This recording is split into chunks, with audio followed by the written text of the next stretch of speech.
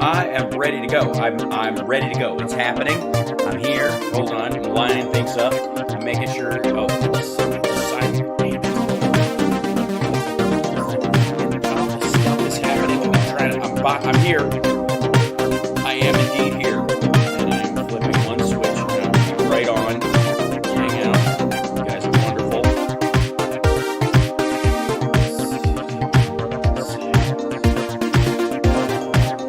Excellent. All right. Now we can continue. Hi, everybody. Welcome. How are you? Good afternoon, good evening, and good day, wherever you are in this great mega worldwide show that we're all gathering in. I have cat hair in my eye again.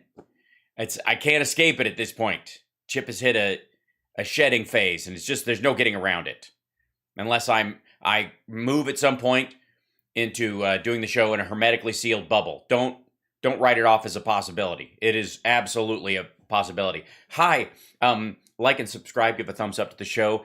Subscribe on Twitch if you're so moved. Twitch.tv/Hal Sparks. I recommend it. Now,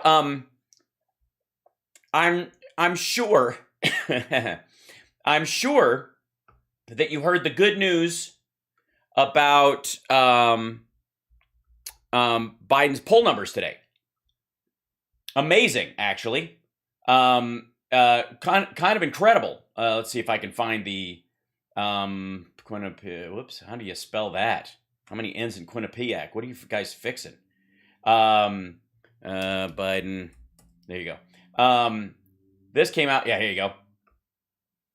Quinnipiac brought him in at 33. Hold on. Oh gosh. Oh, it's terrible, guys. It's terrible. It's terrible. I'll show you right here. Oh, it's terrible. Look at that. Quinnipiac, 33%. I mean, it's basically over for Biden. I mean, come on. Now, that is Quinnipiac. That's the be all end all. I mean, they only use landlines and there's all kinds of other stuff. But I mean, sure, it's an outlier.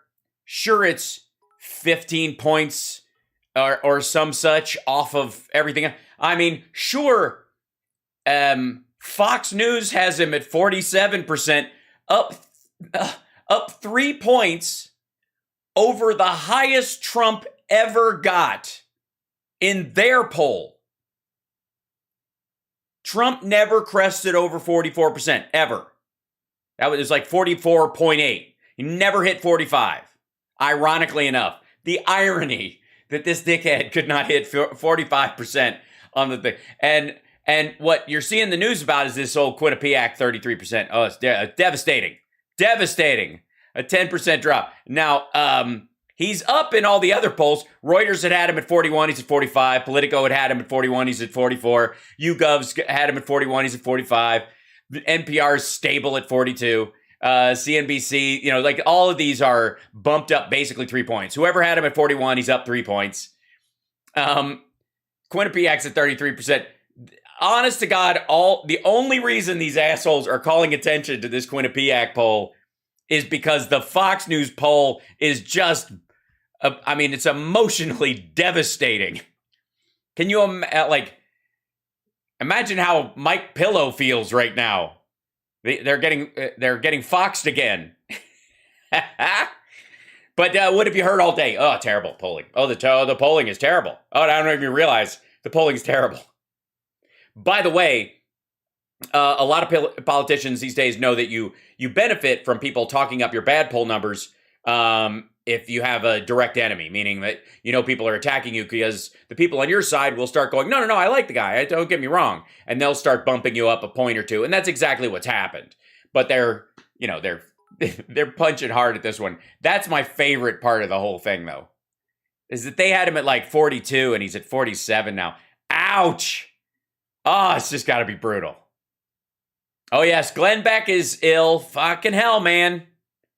Like, I told you. And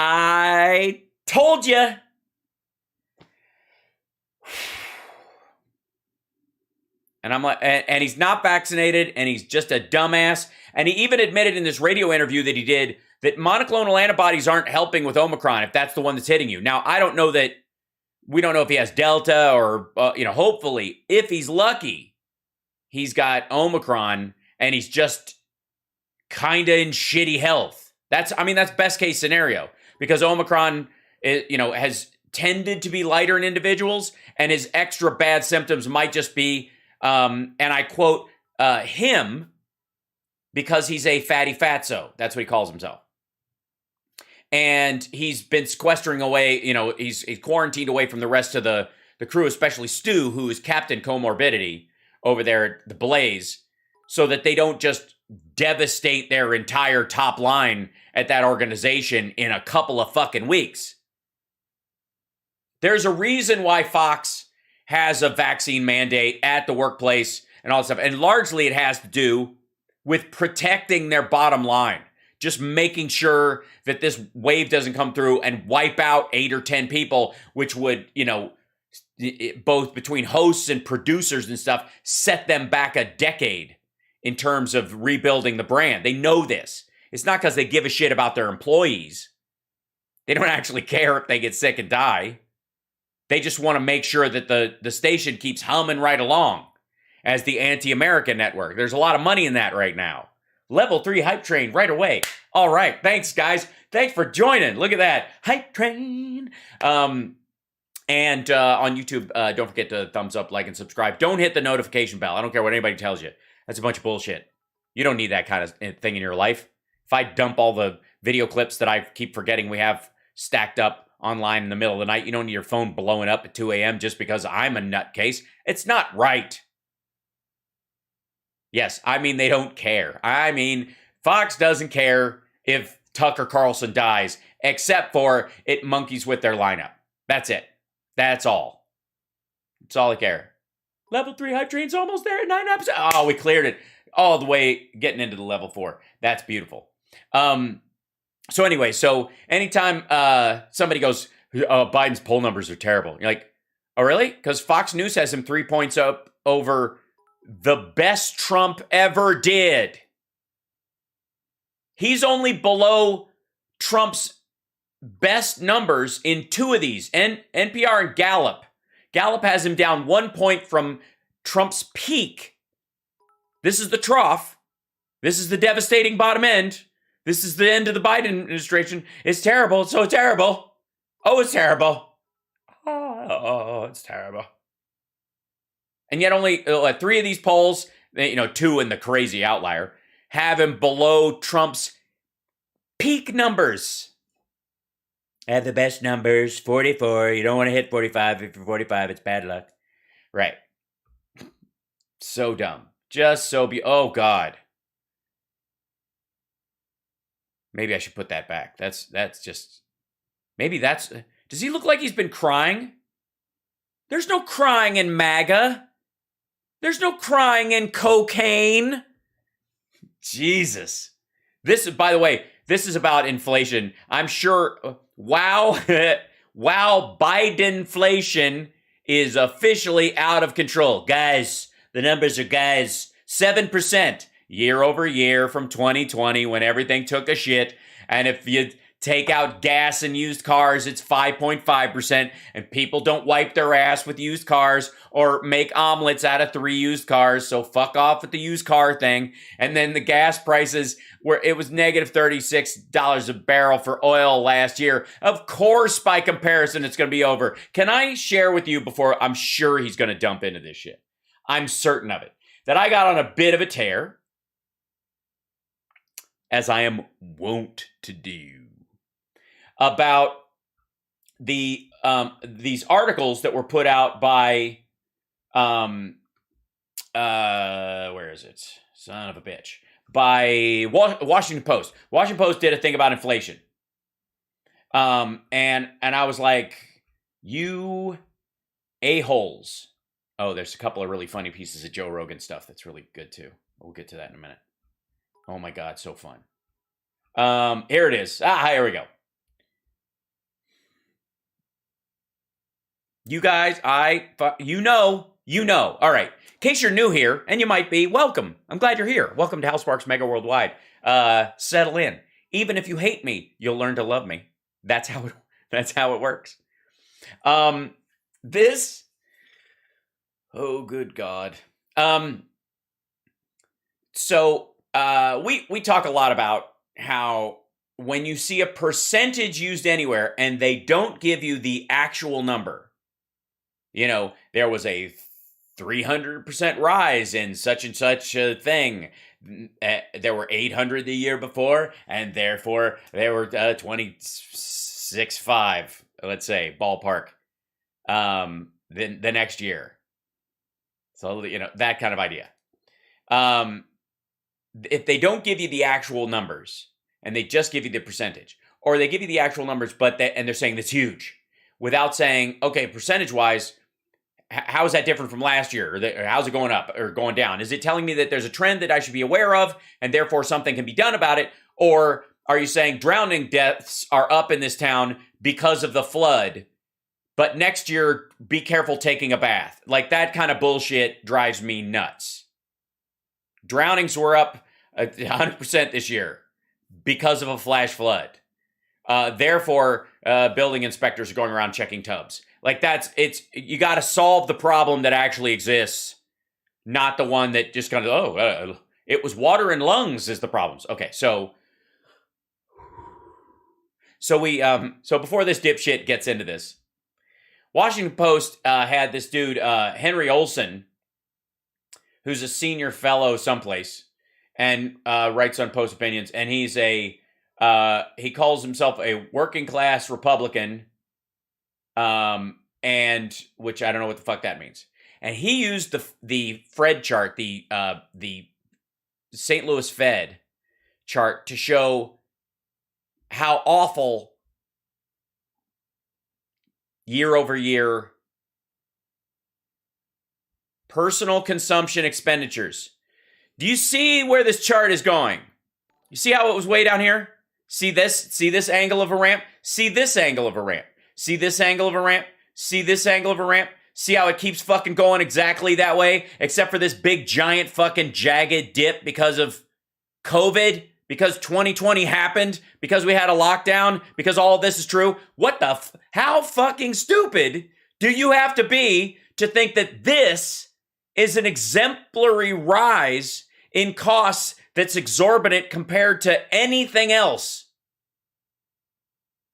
Look at the normal arc. If this is here and this goes to here, but you just take a big chunk out, or if it went the other way, it just went way fucking up for some reason nobody knows. The base point of it was, oh my God, it's way down. No, it isn't. It's exactly on the same trajectory it was a couple of years ago. It just humps along. It doesn't give a fuck. The economy just does what it does because there's so many goddamn people, and you don't turn a ship, even in this circumstance, off of its course. People just went back to buying the shit they were buying. This is the stupidest fucking thing. And this is the referential chart that he used. By the way, he of course used the extended version that goes from like 1900 to this one, which, by the way, makes this even dumber. But because it's in print, if you don't go over to the Fed chart, this little jag right here looks like the sum total of the year. So the chart looks like it ends here. It looks like, oh no, what a big crater of something. That must be bad.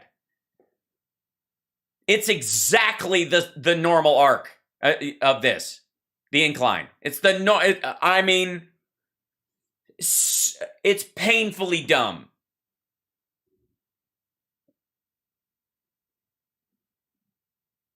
And the only reason there's a year over year fucking of the numbers is because last year it went, and this year it went, and yet nothing ultimately changed. It's the same price arc that it's been on. They didn't sell anything last year. Fucking hell. I just, like, when I saw that was what he was referencing, because a lot of these guys play ducks and drakes with what they're referencing. So I'll go on, all right, what case are they making? Oh, thank you, 8Getter. I get wound up about my foods, man. Sometimes I'll just dive into this stuff. And I mean, this is just, the incline on this it's almost fucking magic. Like, look at that. Look at the gap. Look at that gap. It's the same I mean, you could draw a goddamn line with a protractor over that. It's so, take a Sharpie to it. That'd solve it. Thanks, guys. Sandy, I try. And this is why they won't let me on MSNBC right now, because I will like verbally strangle someone. Morning Joe, I'm calling you out, buddy. You're going to get a call from my publicist soon. I got it. Dude, look at this. How can I just come? All I want to do is go on CNN and Fox News with this chart and go, stop being an ass. Like, can I just, it's, all right. I sure get wound up about math for being a comedian, you know. I just want to like, see this point? These 2 points. Stop pretending 2020 didn't happen. Year over year. What a bunch of, oh God. And I'm sure, and by the way, you can't start your dunking video when he looks like he has been weeping. This is terrible. I mean, is he bagged out? Is this, you know, you guys know I'm a teetotaler. I don't do drugs. Never have, never will. Not interested. What series of drugs is this? Because I would, as an outsider, I would straight up say fucking bourbon. Just whiskey. Just fucking whiskey drunk. He looks like an old fucking whiskey drunk. Right? It's allergies. He's allergic to having to do Rumble videos for Coke money. Cocaine is a hell of a drug. All right, there's probably going to be an ad on this because he needs the money. Yep. You ever wondered what actors and actresses do when they have to get in shape really fast for a movie? Yeah. Speed. Well, guys, you're seeing it for yourselves, and now the new inflation numbers are out, right? Are they? Already. Dude, you can't do 5 seconds. He can't do a 5 fucking second intro without looking at his notes. And then they're going to be on the right side today. It's a 3-minute video. Motherfucker. I know I'm the only person who gives a shit about this, but it's just so lame. First time in a long time you've had 3 months over 6%, but it hit 7%. Year over year. What was it? How about all these industries during 2020? Were they banging? Were restaurants just killing it in 2020, asshole? In this last report, right? The highest since 1982. For perspective, I am old, and in 1982, I was 4. I was 12. I was 12. He was 4. Now, granted, he still has the same reading comprehension skills he had in 1982. I've worked on mine a little. Okay? That's how disastrous this administration is. What? It's so disastrous, it's like the beginning of the Reagan years. Remember what Republicans thought of the Reagan years? Also, tell us about the great pandemic of 1981. Grocery shelves are empty. Are they? Do you do a lot of your grocery shopping yourself? The grocery shelves are empty. People are starving to death. There's really nothing left. I mean, I went grocery shopping, and I have to admit, a couple of specific items I were looking for were sold out. They said they'd have more in day after tomorrow, but we'll see. I don't know that that'll be true. I'm expecting to go back, and there'll be rows and rows of empty shelves that looks suspiciously like the shelves from Fukushima Daiichi, right, Laura Ingram, and with just like one bean. Prices are rising. Inflation. They're rising, guys. Camera's over here, fucko. We're over here. Is sky high. You can't find COVID tests, but Joe Biden is out there making sure to call Americans racist if they want basic things like voter ID. But is he? Is that what he said? Did somebody say, I want basic voter ID? And he went, you're a racist. Is that how it went? I mean, check your notes. Let's talk about inflation, right? Inflation is the Democrats' tax on the middle class, right? Oh, fuck. He's reading this talking point straight from the RNC.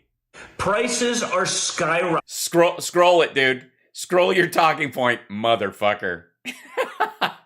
This has more information on it. I have to, let me scroll. Oh, God. Okay?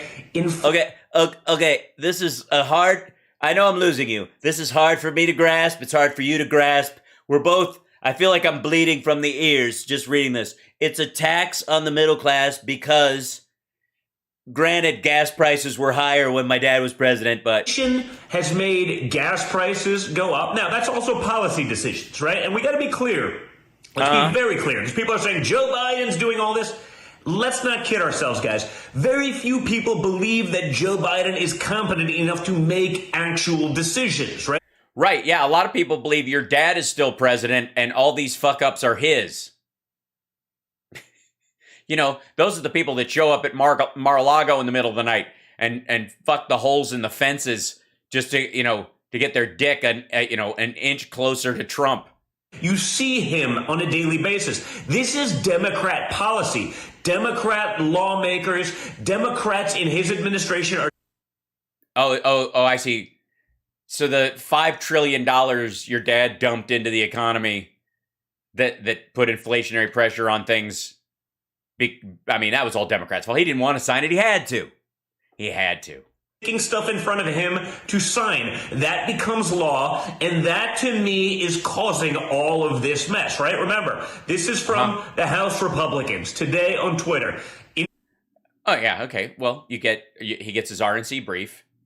It includes tweets from the House Republicans, and he reads them on the video, and they pay him $500, and he snorts it by midnight. Inflation is taxation. Gasoline is up 49.6%. Year over year.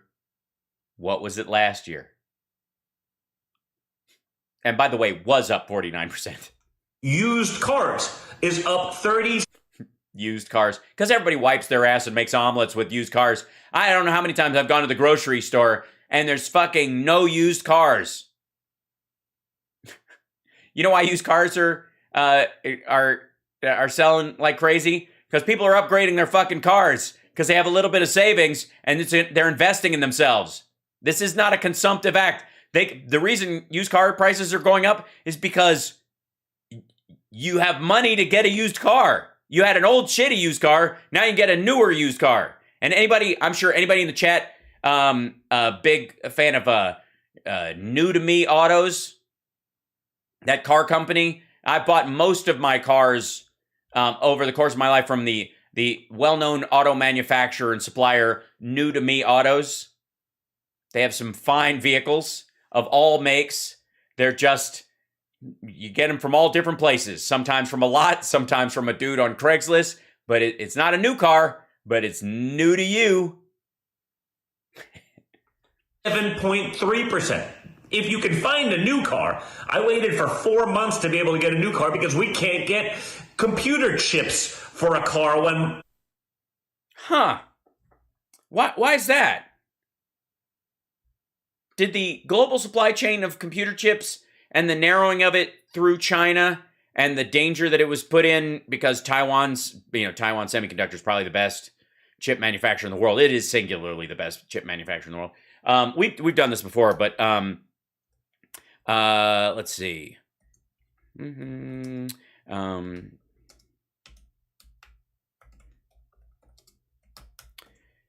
Who's solving? Yeah, here we go. June 1st, 2021. TSMC, Taiwan Semiconductor Manufacturing Company, right? Says has begun construction on its Arizona chip factory site. There she is. Yeah. $12 billion plant being built in Arizona to build chips from the quality that you find in Taiwan there, And let's see. How about this? Intel, September 25th, on my fucking birthday. Isn't that nice? Isn't that nice, Don? Considering I'm 8 years older than you. Intel broke ground on a $20 billion Arizona plant as the U.S. chip factory race heats up. Hey, remember that U.S. chip factory story that broke during Trump's years? Remember that? Remember all those semiconductor companies that were rushing back into the United States during the Trump? Oh, it didn't happen? Not at all? Why is it happening now? Well, policy might be part of it. Yeah, know what I'm saying? Oh, hold on.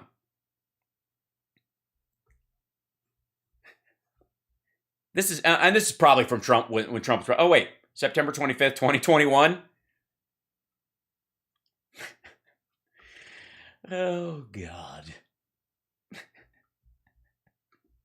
My other one, when the lease expired. Okay, so yeah, because he doesn't buy cars, he writes off all of his cars. He only leases vehicles. He gets a new car every 4 years. He's a wasteful fuck. I bought my new to me car. I bought my car. It was a year old when I bought it. I bought it used. I have a Toyota FJ Cruiser.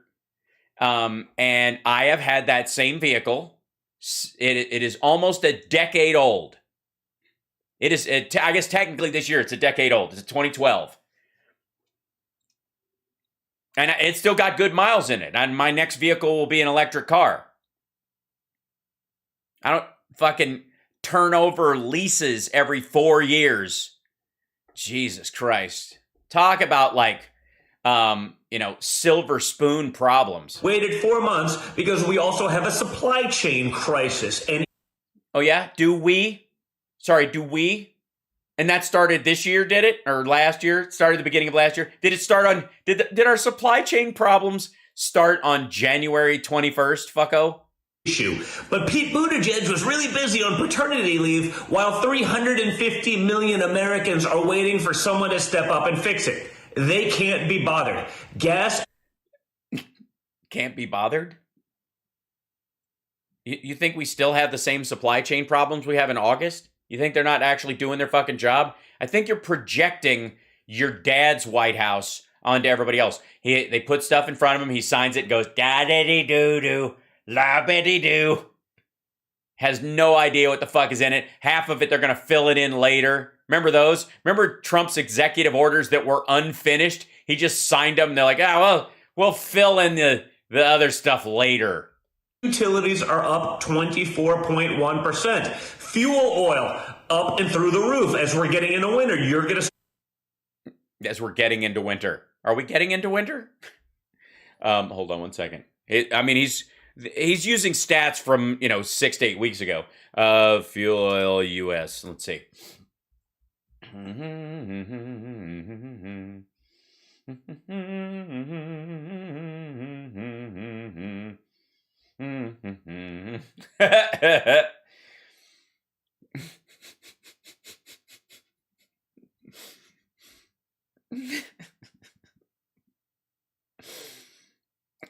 I can't show you. I can't.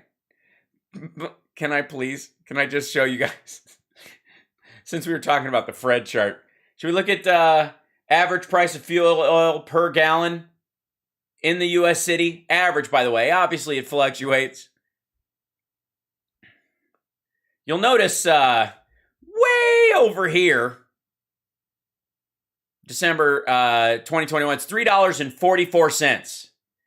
It was down to $2 during $1.09 because we were buying it at home because nobody could ship it anywhere, and it was they were just pumping it, and they didn't slow any supply, so they collapsed the price essentially. They were like, oh shit, nobody's going anywhere. All the other uses of this oil don't get used for anything. So fuel oil, there, it dropped to $1.09. Oh my God, the percentage difference. Now, fuck the fact that it's almost exactly the price it was in October of 2018, and that it was 3.9 in 2014, 2013, 2012, 2011. Look up at this shit in 2008 in the middle of the financial crisis. What a dick move that was. And that's 2008 dollars.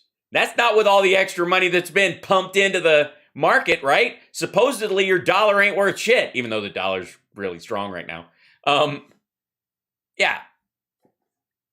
Fuel oil is down by what, $1 and $1.20 from 2008.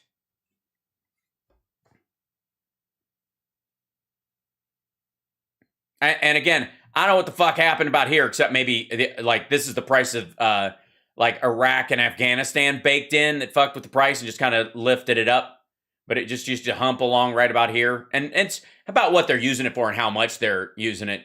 But yeah, 2008, $4.20, right at that's during Bush. That's right before the collapse, the financial collapse. That's this right here, where it cratered out as well. Went down almost, when it craters at this rate, it craters fairly close. In 2016, in February, it went down to $1.923. It's pretty volatile anyways, but here we are. It's by percentage. Oh my God, the inflation from last year, it's crazy.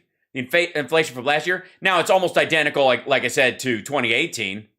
But I'm sure Don Jr., when it reached that, because it's, here's March 2016, beginning of the Trump presidency. It was $1.09. And then policies. Shit, it's not even like an emergency happened. By October, it's peaked at 3.3. They start monkeying with the markets to try and ease it up a little bit, but it doesn't go very far. It goes to about $3, and then, hey, look at that. COVID saves Trump from being hoisted by his own petard as it was going up to these same numbers again. Does it like nobody fucking checks?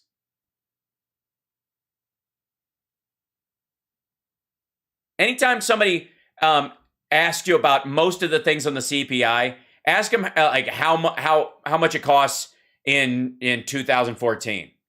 Like oil and gas and all that kind of stuff. Ask them in 2014. And by the way, you're right. The 2015, 2016, whatever. Here's the beginning of the Trump presidency. Slight dip, and then it jacked up. It was even more precipitous than I said. So this is Obama still. You get here. Here's Trump. Little bit of a drop right after winter, and then for some fucking reason, it's even worse. It was even a bigger precipitous percentage rise 2017 to 2018. It goes from $2.02 to 3.26, 3.38. Yeah, like they don't think anybody's gonna look. Try not to get frustrated, buddy. You're doing good work. I appreciate you. Oh, thanks, David. I'm comedy upset because I really do kind of enjoy this part of the job because nobody else is doing it. I feel like there's these areas where I feel like I can contribute in a way that other people either can't or won't, or it just doesn't occur to them. It's one of those three. Most of the time, it's the third, I think. I think very well of most people. So obviously, he doesn't know any better. He's just fucking dumb. But, like, the people that sent him these notes to read, the people at the RNC, they fucking well know this. They all know this. Most of them were still in government in 2014 and were sitting on committees going, my constituents are worried about fuel oil prices. feeling that. Food at home is up 6.5%. Electricity. Food at home is up 6.5%. Food at home.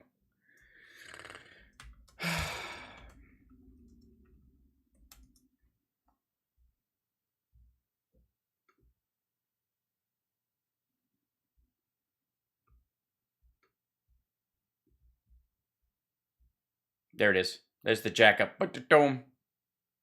There's the recession. Yeah, the prices since 1980. That's the, and by the way, this is a percentage change. These are all percentage changes over the time. Okay.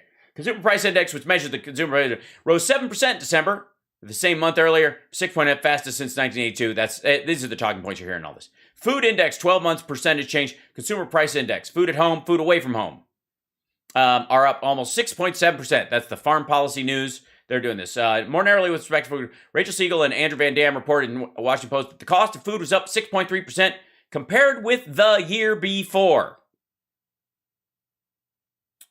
which has left some shelves and bedeviled grocery supply chains, which has left some shelves empty. Food at home, 12-month percentage change. This is, again, we're hearing this shit, 12-month percentage change. Oh, I know what it says. Hold on. Now, show me the actual, yeah, and this is the same one. Here's gas, 49%.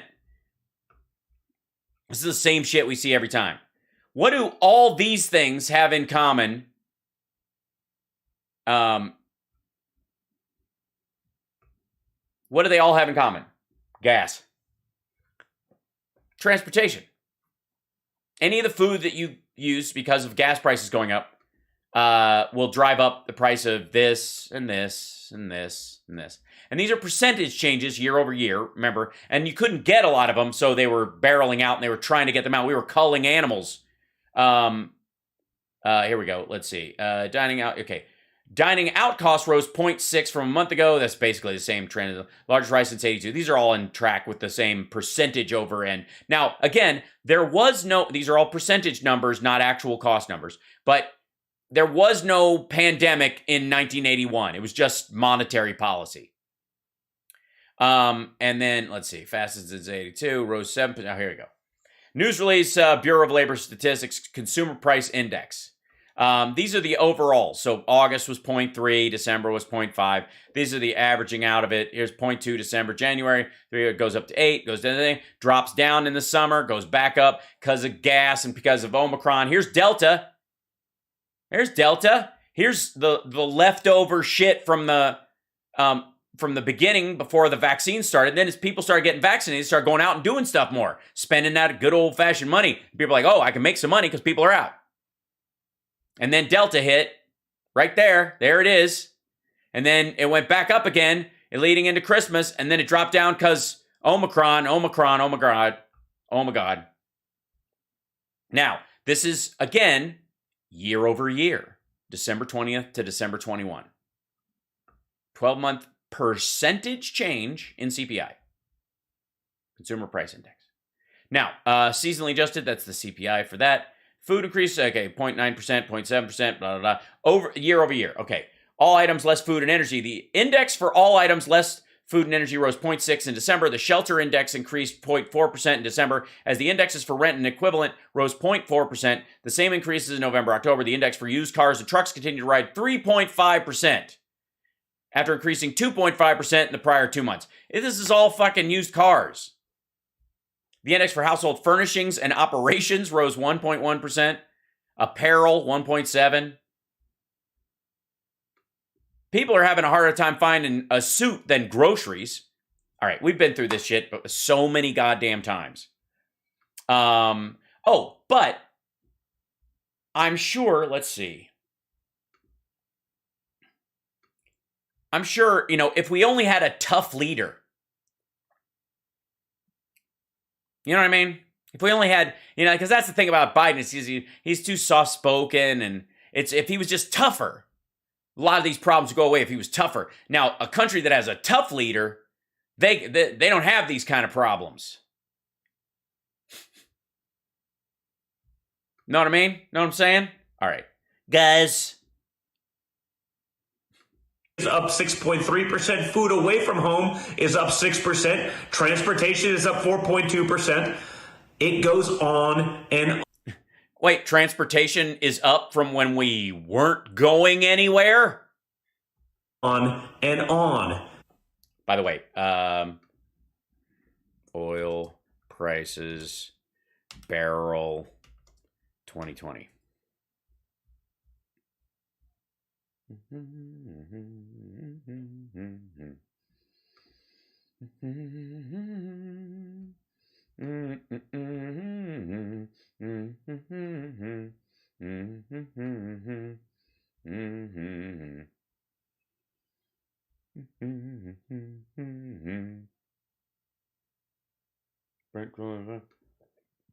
Let's see if I can get a chart that looks halfway decent. Where's the charts, guys? I don't need a list. I want a big picture. So there you go.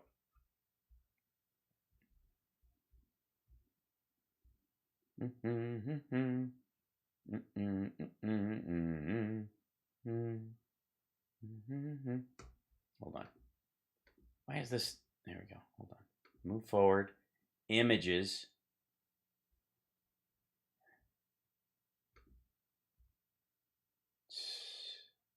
Yeah, see this right here? See right there? That's in April, May. That's just the West Texas crude. That's before we went, holy shit, and the government started buying it. That's us buying our own oil right there. Stabilizing the market so it doesn't collapse. You know, what some people would consider socialism, but it isn't. But then if you go to this, oil was literally, for this period, it was negative. They would pay you on this date, they would pay you $36 if you would just take the fucking oil. Just take the barrel. I don't have time. I don't have space. My ship is sinking. It has too many fucking barrels on it. Please take them. And the government, okay. There's that in. See this guy? Now over, let's see. What's this guy? There you go. West Texas precipitate. Crude shares for oil. This is the futures. 2020, right to April. Boink. Just fell off a fucking cliff. So compared to the year before when it literally went negative and was down, you know, you stayed around the 60 mark most of the time, stayed down here. What do you think happens when it just goes back to normal from this? What the fuck? What do you think happens?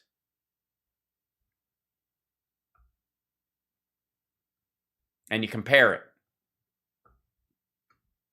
Do you get a giant 7% leap or a 39% leap? So just remember, what happened to Joe Biden claiming he fixed the supply chain crisis at Christmas?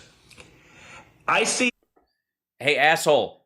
No one had any problem. What? Remember turkeys? We weren't supposed to be able to get turkeys. Fucking Christmas trees. I literally, like, my mom got my sister a PlayStation for Christmas because she wanted one. And the way she got it was a friend of hers. She was like, oh, yeah, I know she wants one. And her friend was like, I ordered 2. I didn't think I would get both of them. Thanks, Martine, for the super chat. Appreciate that. Her friend was like, I ordered 2 of them and I had to pay for them because I ordered them, but I didn't think I'd get them because they said they wouldn't be here. So she had fucking 2 PlayStations and had to sell one. Toilet paper, everything's gone. There's nothing. There's nothing left. Yes, no pumpkins. There was going to be no pumpkin pie. Pumpkin pie? Bear shells Biden trending all over the place. Yeah, because of manipulation of trends, not because of reality. Because they haven't done anything. Real Americans are feeling it. If I'm at the gas pump, okay? Yes, if I'm feeling it, imagine how poor people are doing. And again, all this asshole is telling you right now, he said this. We've heard this story since August. He's been telling, it's like he's like his fucking dad. Every time he tells the same fucking story as if life hasn't changed over the course of it. But he's like, if I'm filling up my truck and it's driving me crazy and I'm a billionaire, imagine what other people are doing. And meanwhile, you and I are like, oh yeah, it's up. But I mean, it was way down and I didn't drive anywhere next year. It's not that surprising. Okay, it's like $8 more to fill up my tank. Fuck. Well, okay, that's life. It goes up and down. It's not like we have control over the cost, really. Just move on with it. We don't get really ate up inside. This dude gets really ate up inside filling his truck up, considering he's supposedly a billionaire. We understand what my last name is and my history, and, I'm the son of a rich guy from New York City. Oh, my God. Donald Trump isn't your father? If it's pissing me off to fill up my truck, I know it could very well possibly be that I'm not really the son of a rich guy. It's doing to real Americans. And this is real Americans. At least we can agree on something. That we're both kind of on the fence about you being a real American. Because of Democrat policy. They'll say wages are up. Guess what? This inflation wipes them out. Okay? And it's caused by Democrat policies. Don't let them spin it. Don't let them manipulate the data for their gains. What? Sorry, what data? You presented no data. You gave me percentages, and I teabagged all of your stupid fucking percentages. And I have to move this frame because this is the weirdest freeze frame ever. It looks like you're plucking pubes during a blowjob. This is gross. Doing. Sorry. Oh. Doing. Hey, I'm not here to king shame Don Jr. Out for what it is and stop voting for these imbeciles because they don't get it. They don't understand. Yeah, explain the policy. I mean, I know you've only got 8 seconds left or some shit of actual talk, and you're stoned out of your fucking gourd. But tell us what the difference would be, what you'd do differently. And they are out of touch. We need to push back. We need to end the nonsense, and we need to put America first again. Well, guys, we need to put America first again. But how? By not having the AUKUS agreement? By not protecting Taiwan? By not having the chip factories come over here? By not having a new battery factory being built in Tennessee for all the electric cars? By not mining for lithium in the Salton Sea and instead chasing oil in fucking Anwar so that we can poison one of the better water sources in the world, or handing over sovereignty of our land and our water to the Canadians so they can pipe shell oil through the country to market when they could just do it over their own goddamn ground. Bless your hearts, Canadians, but fuck off with that nonsense. You already have multiple pipelines running over United States territory that is not for our market. It's not like you're like, hey, we'll send you some oil if you could take some off the top. If you let us run this pipe in, to the Great Lakes, we can put it on a fucking boat. Nope. You pipe it from one part of Ontario to another. Yeah. Guys, they're out of touch. They don't even have a jar of, they don't have a Nivea scented Yankee candle on their Chinese marble cabinet top. They don't have a Christmas card signed digitally by their dad, or an invite to something that their dad is doing that they got in the mail. You want some? A globe untouched picture. Like, is that new? Whatever this is, this necklace or something he has framed, or it's Earth and him and Eric and like his dad, and way on top this is Ivanka. Is that the picture? It's up there. But guys, Bidenflation. By the way, let me see if I can. Let's see. By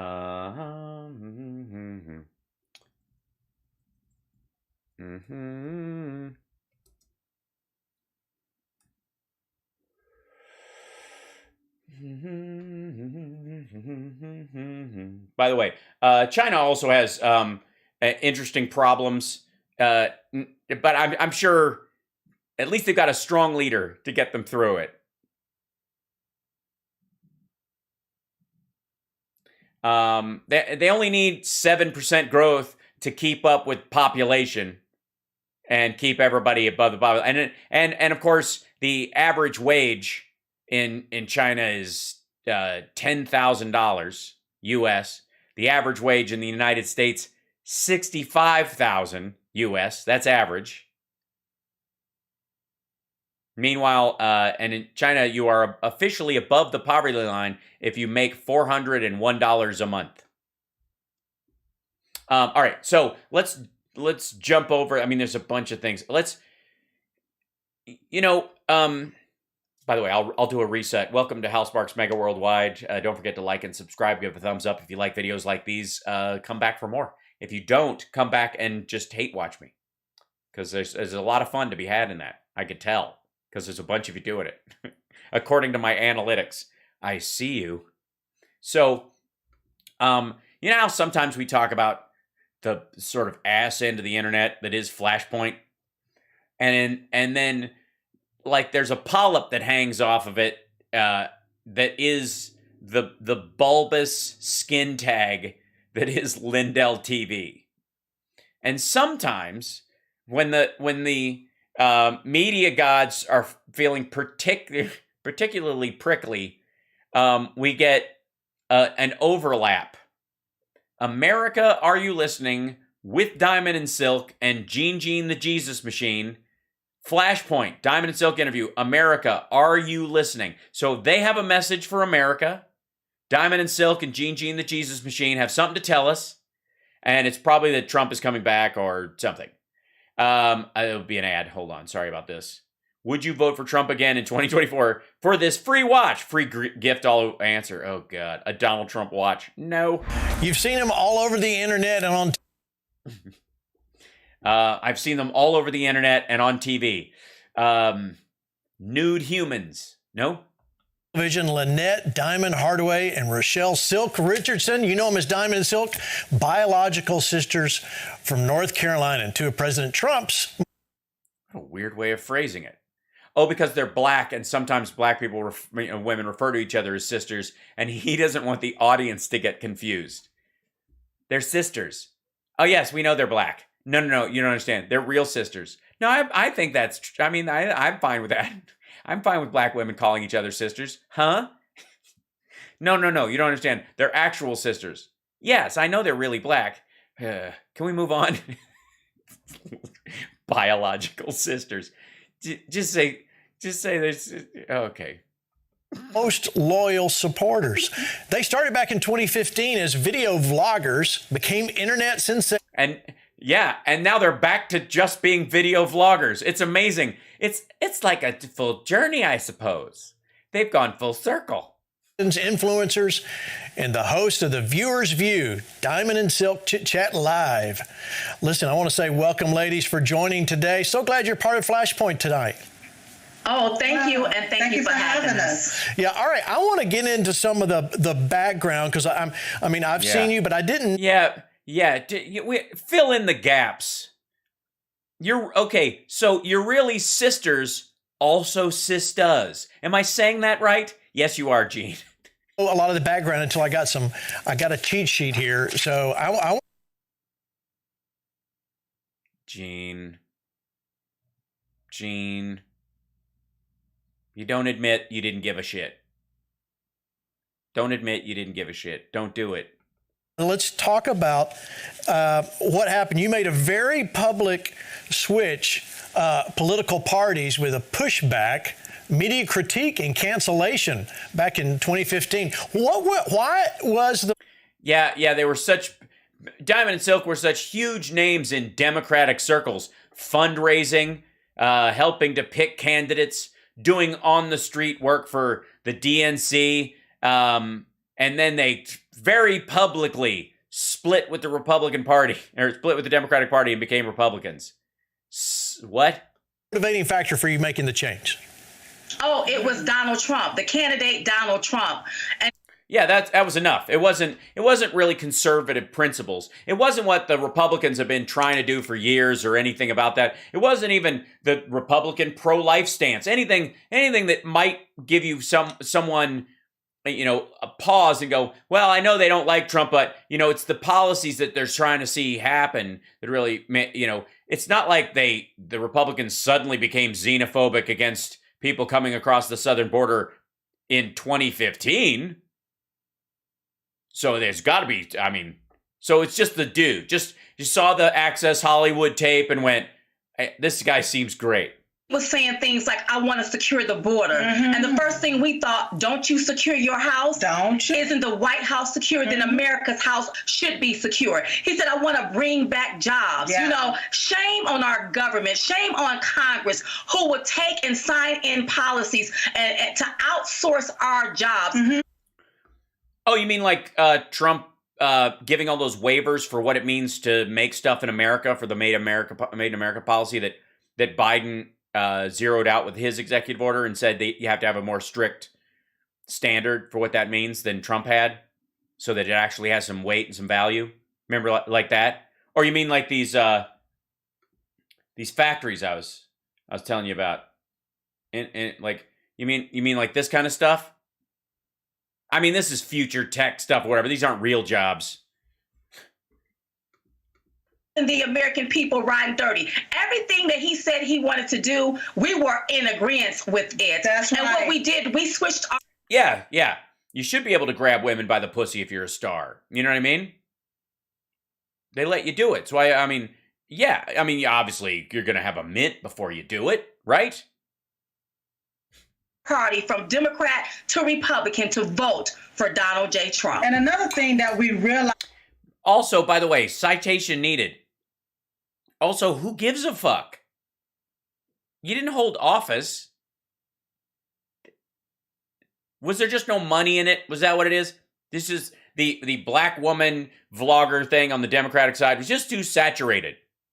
You can't make any money over there. But if you go over the Republicans and go, I'll sell your message. You got nobody that looks like me over here.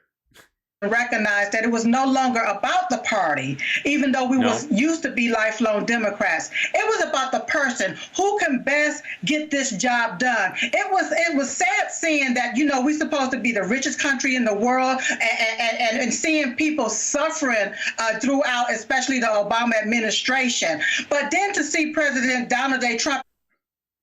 Donald Day Trump. He's no relation to Daniel Day-Lewis. Suffering during you mean because they were on food stamps because of the 2009 crash?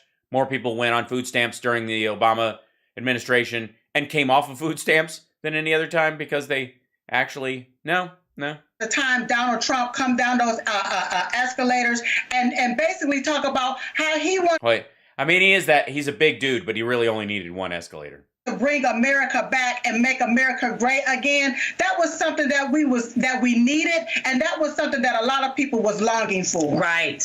Yeah. Yeah. Does it bother you that it never fucking happened? That he basically coasted on the economy as it was, started a trade war, and ended up having to give socialized bailouts to farmers to cover for that shit, and then just palled around with dictators trying to get, property rights in those countries after his presidency. No? Not only did you switch parties yourself, you also started the ditch. Also, again, citation needed. Switch Now movement, that was huge. I remember that was a massive movement. You were urging others to come off. Yeah, it was a massive movement. Huge. Didn't amount to anything, but a big movement. In your words, come off the Democrat plantation and switch. Oh, God. Gene was just winding up to say that phrase. Party to the Republican. You had to get some pushback, right? We got a lot of pushback, but let me tell you something. The more they hate, the more we continue to educate. That's right. We had to let the public know. We had to let these lifelong Democrats know that we can no longer vote for the same system that kept handing us crumbs. That's right. Look at the Obama administration, a black president who got the ACA and the Veterans Choice done. Trump takes credit for VA choice, but he didn't actually do it. I mean, you could care. Didn't do anything for the American. No, he didn't do anything for the American people. I mean, obviously, we didn't enter a depression largely because of those policies, and most of our space program right now is based off of the investments made during that time. You're welcome, Tesla. People, in my opinion, he did things for illegal aliens, but he didn't do anything for the American people. No, he didn't do anything for the American people. He did just stuff for illegal aliens. All right. Well, it was weird. I didn't see any of those bills, but I'm sure you can cite them. And came out very rich and left everybody else shortchanged, in our humble opinion. So when we saw that, we said, you know what? We need somebody different. Right. We need somebody bold. Yeah, we need somebody who will grab a woman without her consent. We need a guy who has who's at war with the IRS over a $74 million tax refund he got that he did not deserve. Will stand up to the tyranny of what these people are doing in this country, and there was Donald Trump. That's right. Now, as you guys went out there, and ladies, I loved it. I mean, you had me rolling on what you were saying, because you were saying a lot of what we would say. Now, I don't know if you noticed or not, but I'm a white guy. I know.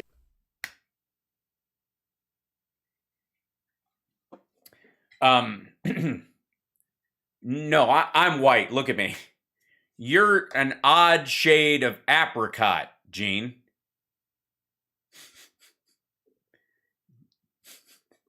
And also, you look a bit like a human pastry. Oh God, I hate this shit. Didn't know that, but I'm pretty pasty white, Irish white. It just. But you were saying things that I can't say online and on television. Oh God. That I want to say. You're using words back then that I wish I could say when asking for butter in a restaurant, but I just can't. How did that?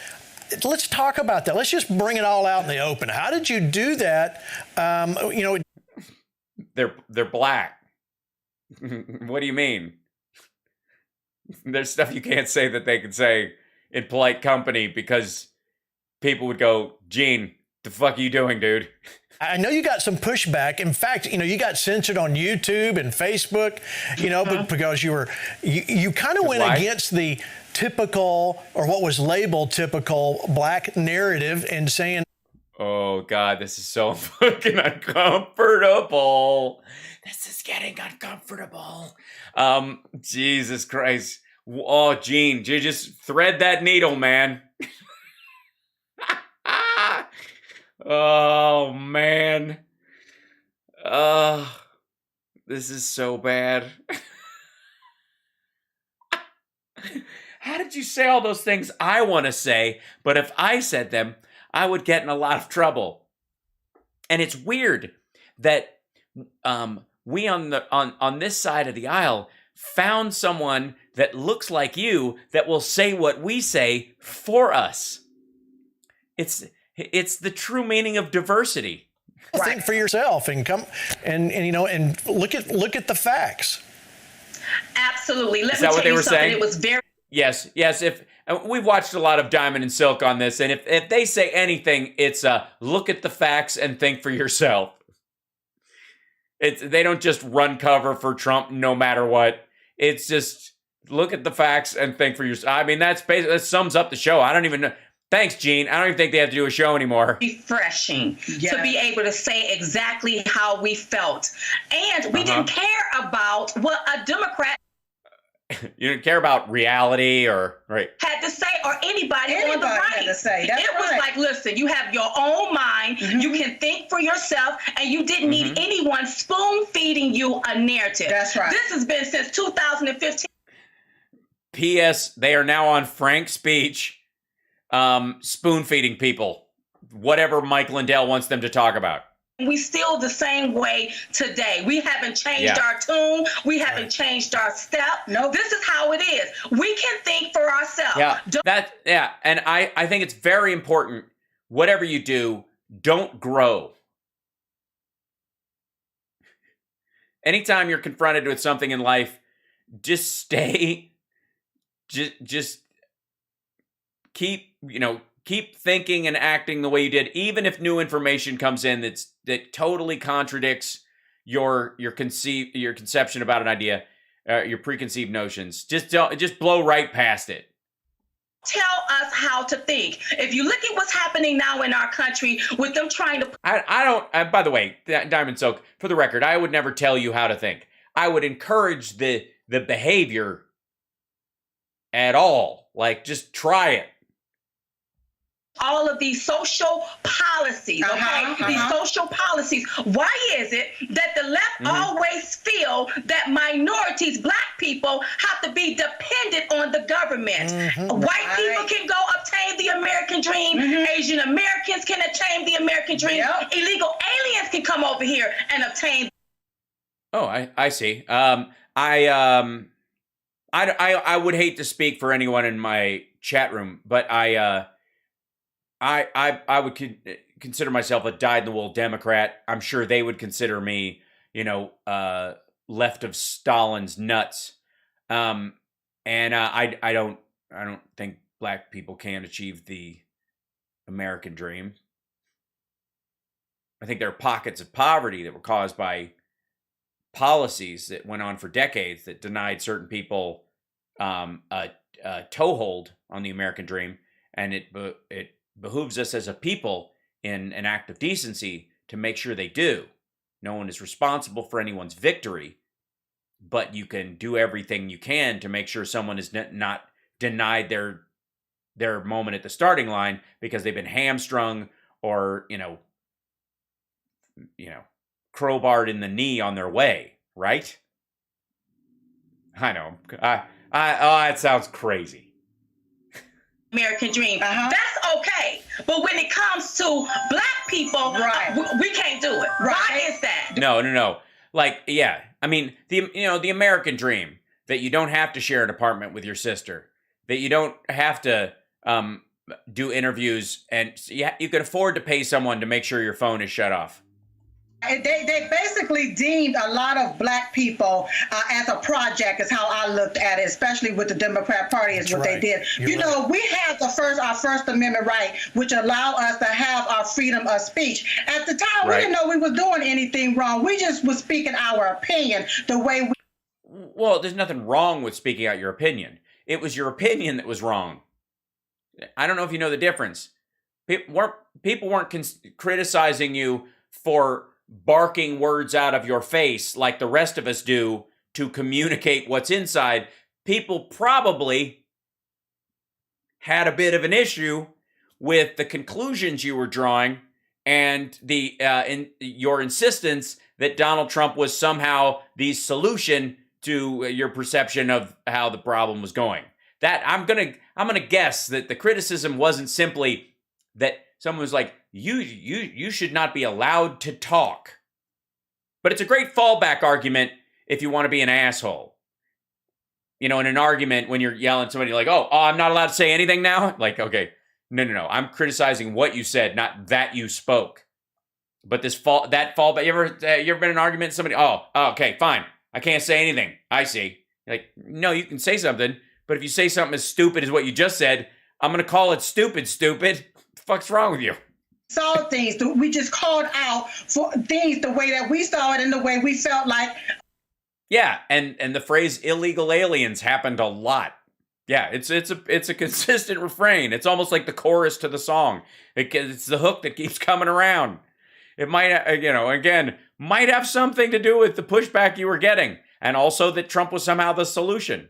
It needed to be called out, period. We was just having an open discussion. Now fast forward to today. Remember back in 2018, we went up. Yeah, and now they're not having an open discussion. Now they're just on Lindell TV, and that's it.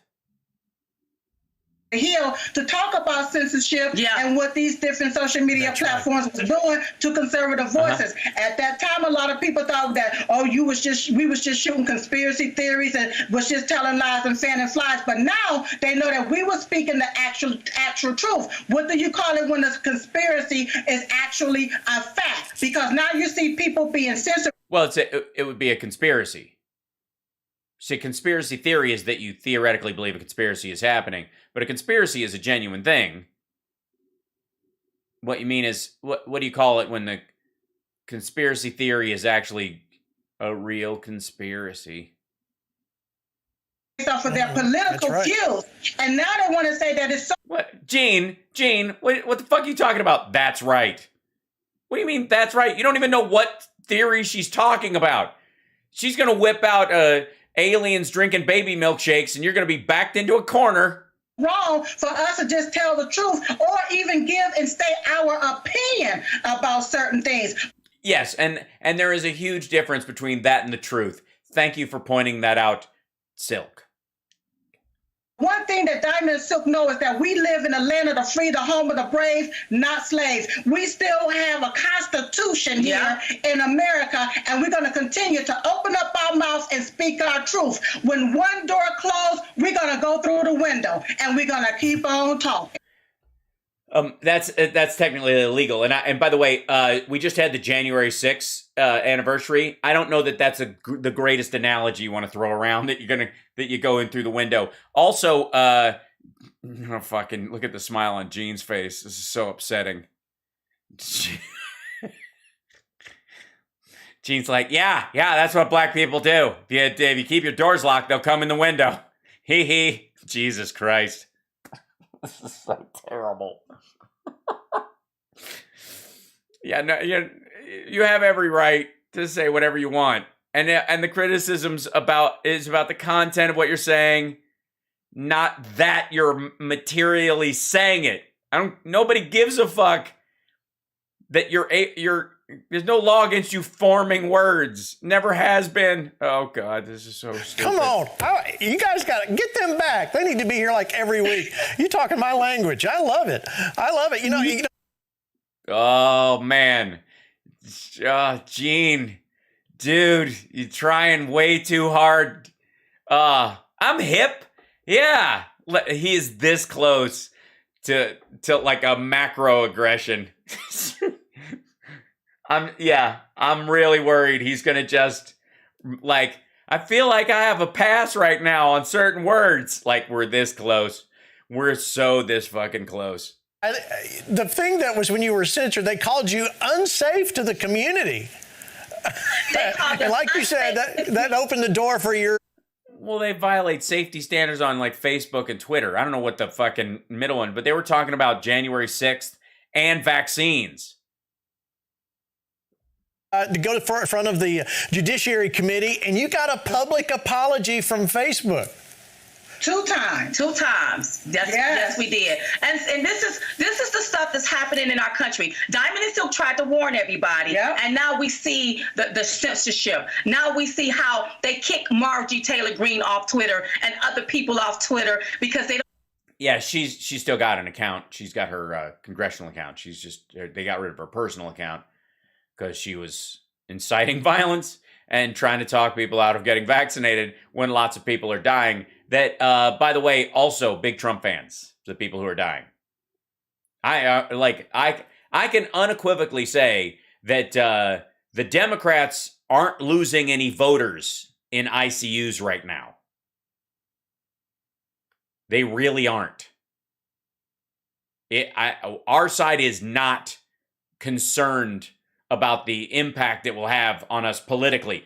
You guys, however, seem to be very willing to just like, well, you know, we got so many voters. Fuck, if some of them die, who cares? Want you to say things that they don't like. Mm-hmm. You see what I'm saying? Now people get to see. So with everything that's going on, the one thing Silk says, there's always a cause for the pause. It's time for us to take a step back, and it's time for people to open up their eyes and see what's really happening in our country. As long as we running off at our mouth, people hear us, but they not paying attention. Now everything that's going. That's true. We definitely hear you, but we are not paying attention.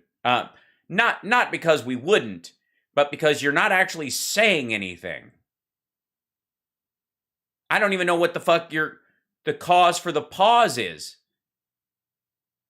Is this a dog charity? What are you talking about? What was what was that?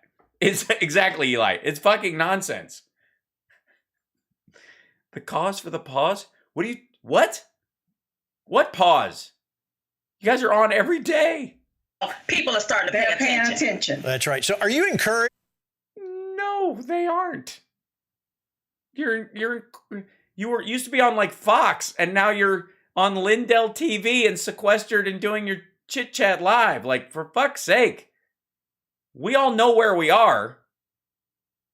The fact that, look, just because I have better production values than you guys, or even Gene the Jesus Machine with his tax-free Kenneth Copeland money over there on the set of Flesh Pot, I at least recognize where my show is on sort of the totem pole of entertainment. I know that there's not sort of like I'm this close to hosting the Oscars because I'm doing my show here, even though I'm totally qualified to do it. I'm not deluded, and you guys seem to be.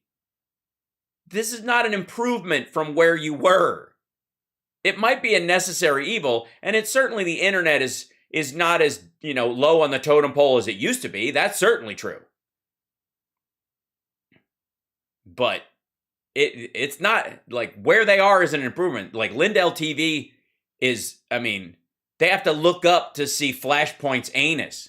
You think things are changing in our nation? I am encouraged, but I don't like the way things are changing for the worse. I don't want to lose our country. I didn't come over here crossing the border. I didn't come over here on a ship. I was born on this soil. Yeah. And so when Yes, like most Americans. And see Biden, his administration, his Justice Department, Homeland Security, the head of that, trying to deem people as terrorists that was born on this soil, and they're terrorists because... I agree. Why would you say things like that about people like Timothy McVeigh and Ted Kaczynski? You know what I mean? Or the Bundy clan, just because they sat up on an overpass with sniper rifles and aimed them at the heads of police officers, and stole public lands. They were born here. You automatically get a pass. You get a terrorism pass just being here. Jesus. Our Trump supporters, that bothers me because as a Black American, see. Wait, you're Black? When did that happen? Gene, why didn't you announce that at the beginning? Oh, you did. I'm sorry. That's right. I wasn't listening. I should have paid better attention. So, yeah.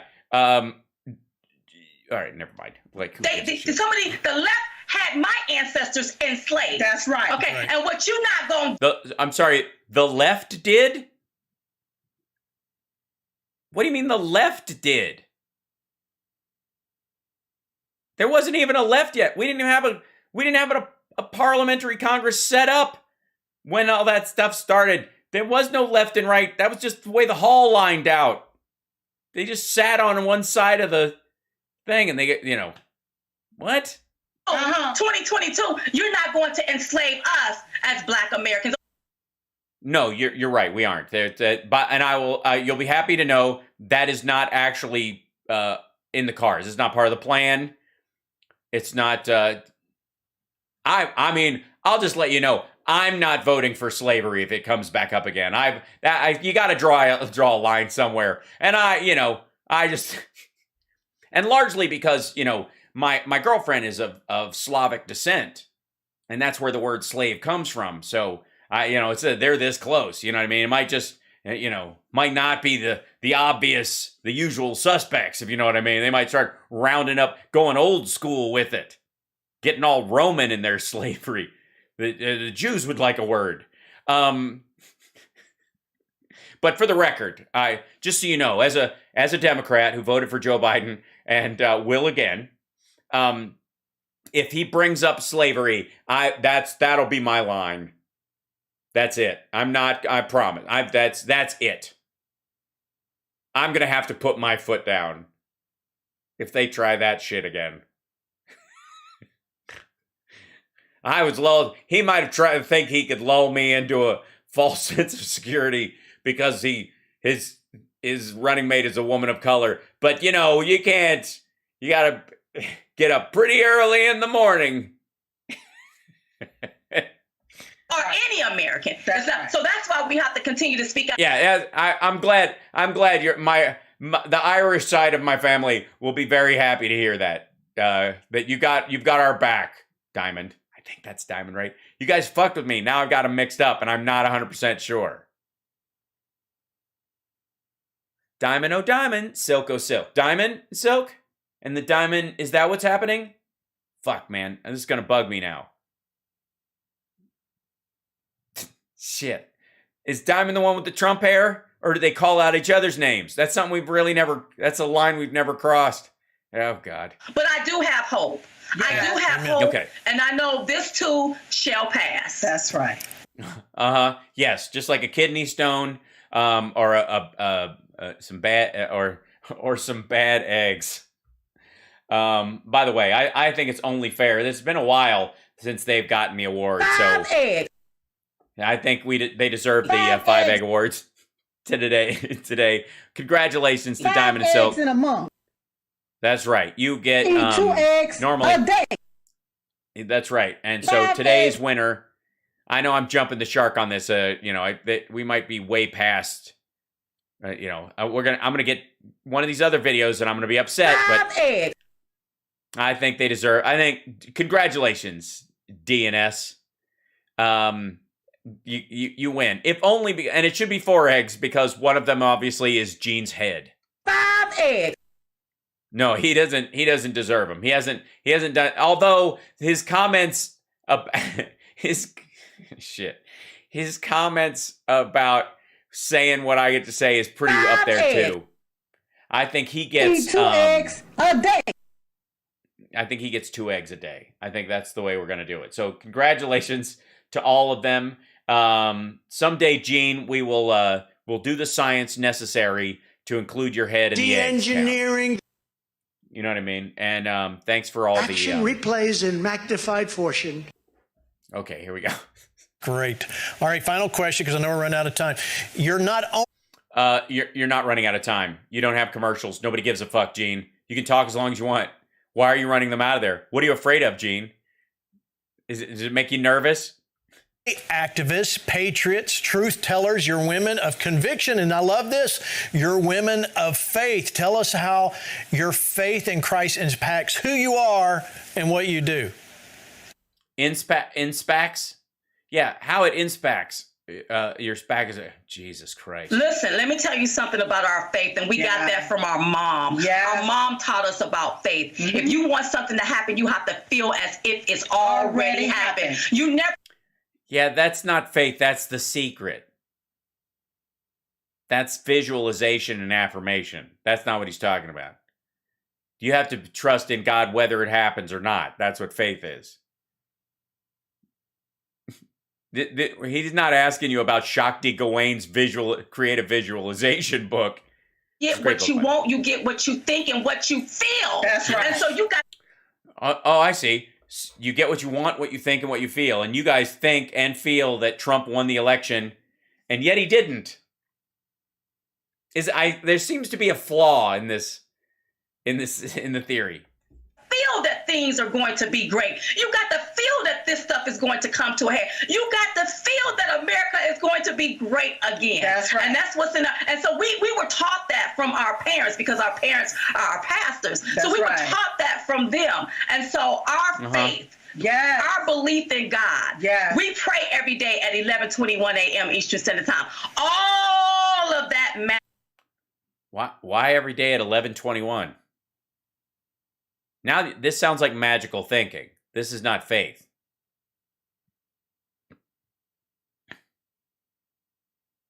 This is just magical thinking. You think that why 11:21? Is that a thing? Is that like, or is this where we find out they're like some offshoot of Jehovah's Witness. The fuck is 11:21 about? And why Eastern Standard Time? Yeah. AM or PM? I need to know. That's right. All of that matters. And we were taught that if you have faith as a grain of a mustard seed, you can look at that mountain, speak to that mountain got to move. That's you right. can tell that mountain you got to go, and that mountain has got to go. That's the type of faith. Well, figuratively. And if you do have that deal, I think you've missed your calling, because I think both of you need to go into demolition and infrastructure. We have, and they got to know about that mustard seed. It's just a little bitty thing, and if you have just that little bitty grain of a mustard seed of a faith, that's all you got to have. You got to believe it, speak it, know it without a shadow of doubt that God is going to work this thing out. That's right. That's all it takes, baby. That's good, boy. I love it. I'll go. Where's the offering plate? I'm ready to give. They'll ask. Go to their chat show. They'll ask. All right, I got just. By the way, like and subscribe, super chats. Also, patreon.com/Hal Sparks. 3 minutes. I'm going to ask you to do something I don't think any other show. Oh, is it Luke 11:21? You think? I need to look. I'm like.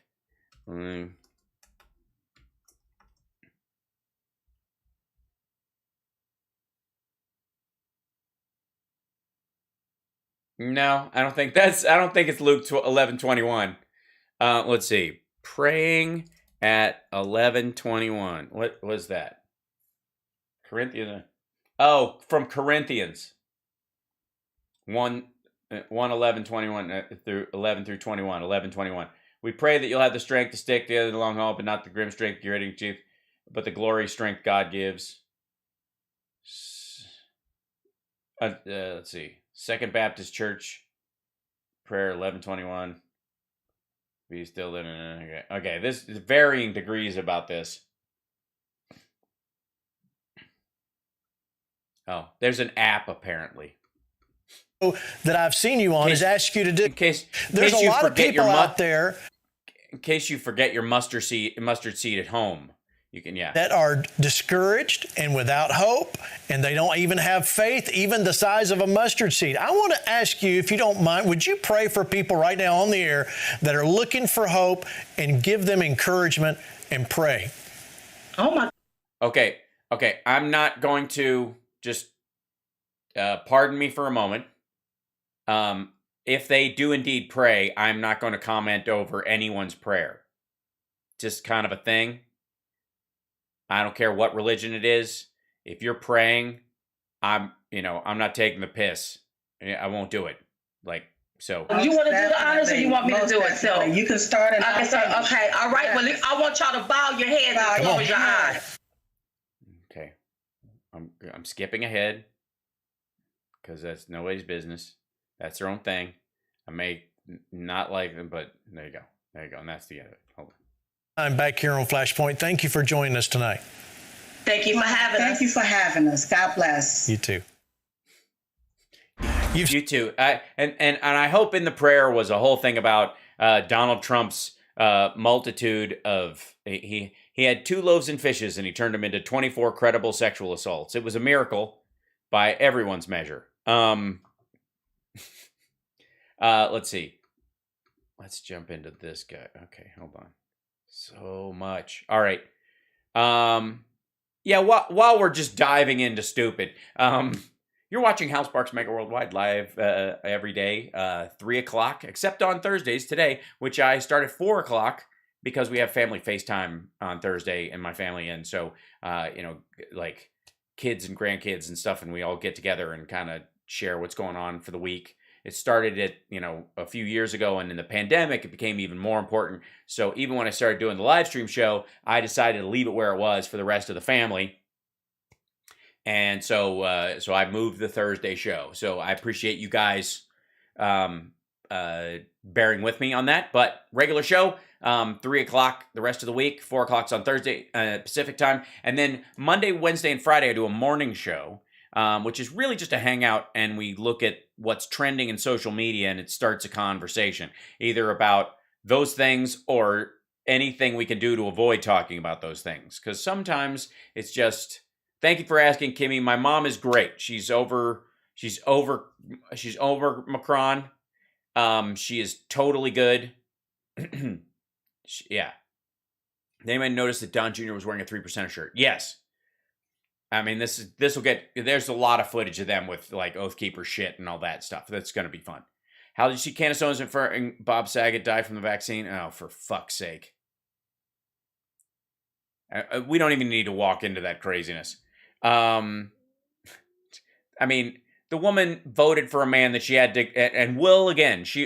Candace Owens can't wait to vote for Donald Trump, even though she had to go into a closet in her house and go, guys, he's really stupid, okay?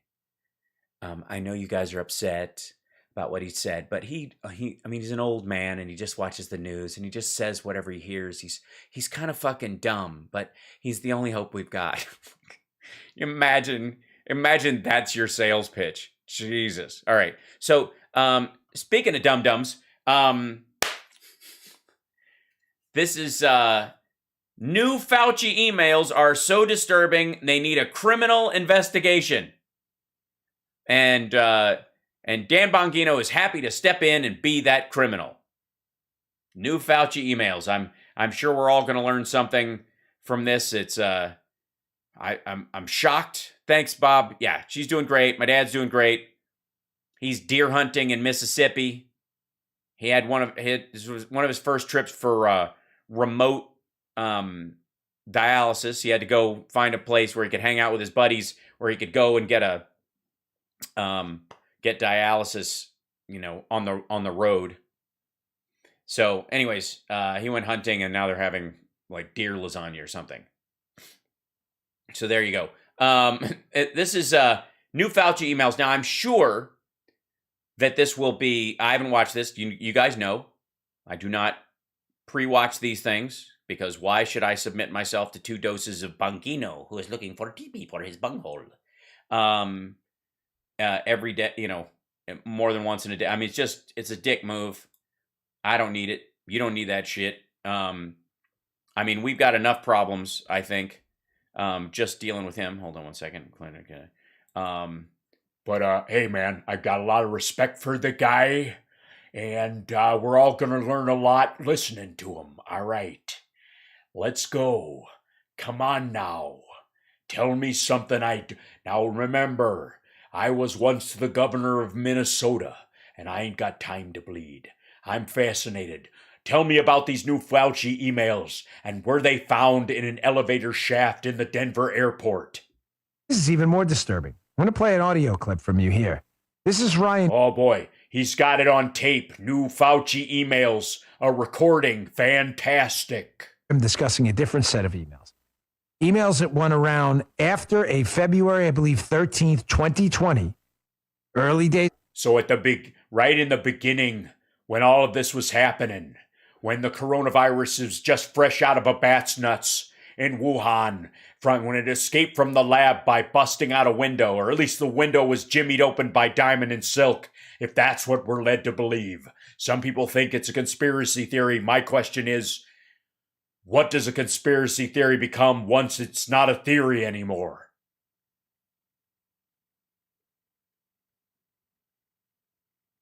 I'm thinking. Pandemic conference call. The conference call, which a lot of these people were mentioning here were on, was about the very serious potential that the coronavirus had leaked from the Wuhan lab. Remember they told us that was a conspiracy theory? No, they didn't. No one said it was a conspiracy theory. It was unknown at the time. The conspiracy theory is they did it on purpose. They took some bats and they took some corona and they mixed it together in a lab and it exploded. And they were like, this is terrible. This doesn't taste like mint at all. And then they were like, maybe we can use it to kill the Americans.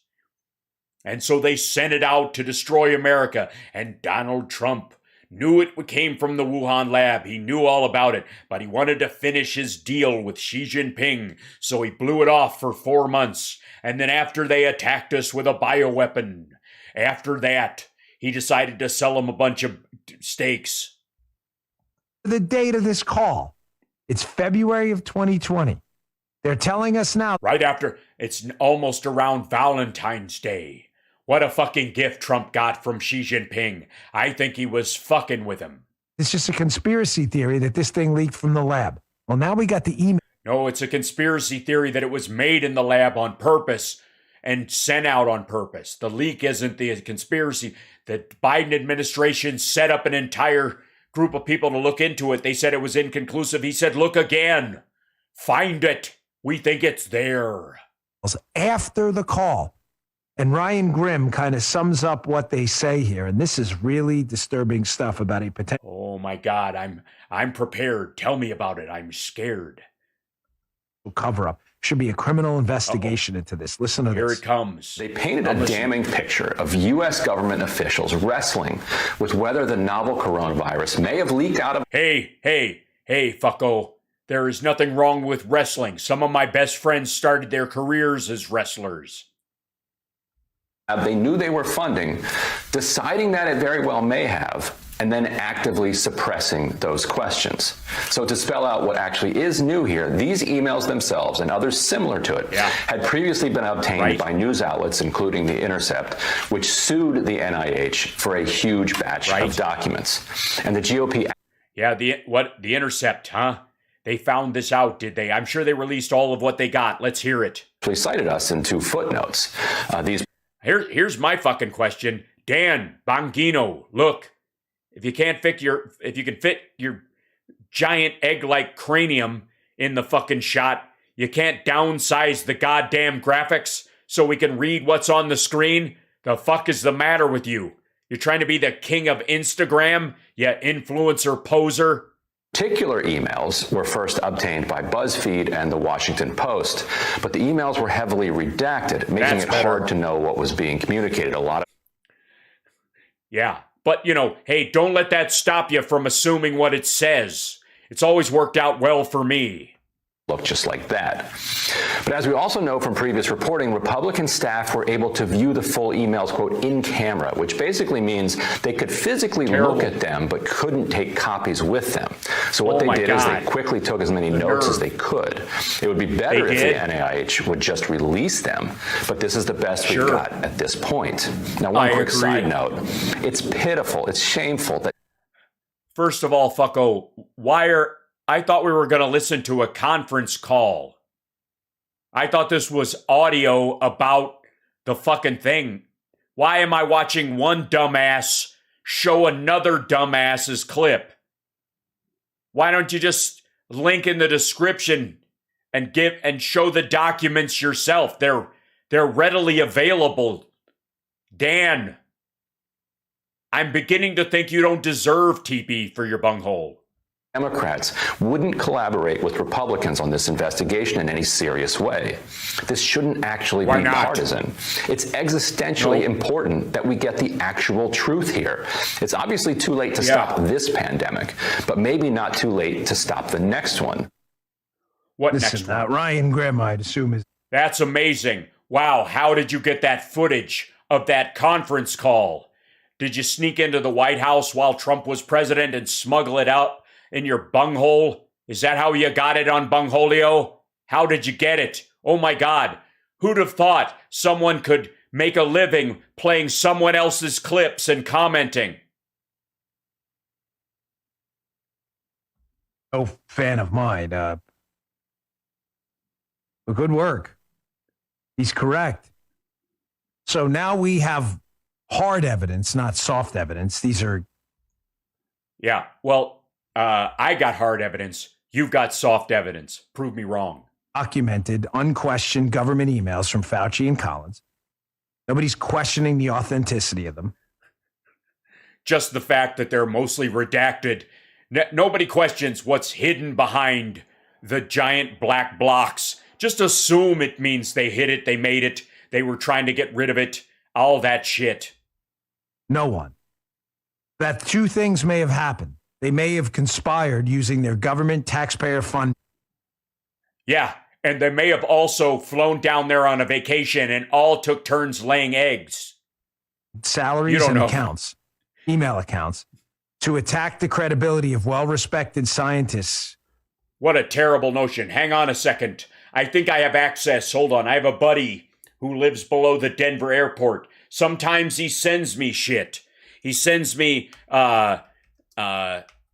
information that you might find interesting, Bongino. Come on there, man.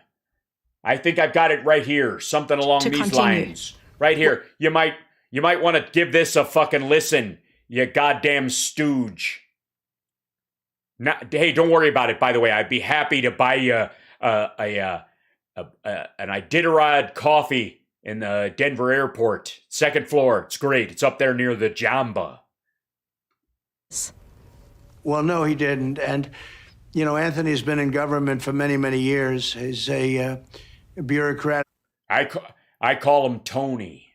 Kind of a guy, a very great promoter. I give him an A+ as a promoter and probably a C or a D as a doctor. We now know from emails that have been released under the Freedom of Information Act that... Yeah, I know. This dippy bald fuck I hang out with sometimes at the gym just was talking about it on another show. I mean, he didn't talk about it in any coherent kind of a way. He played someone else's clip of them talking about it. But after you, young lady.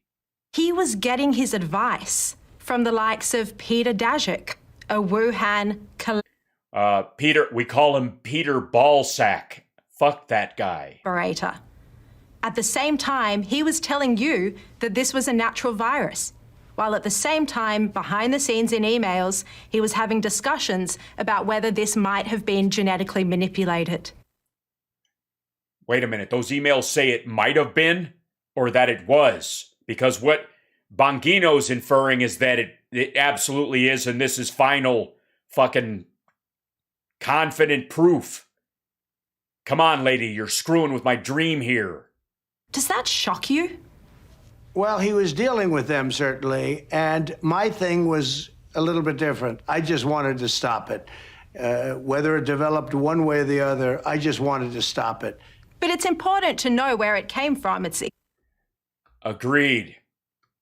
I feel like we're all about to step into a wonderful land. Anybody who's never seen the show before might not have seen this clip, might be under the a preconceived notion that Bongino actually doesn't live with his head up his ass 85% of the time. Hey, a guy's gotta eat.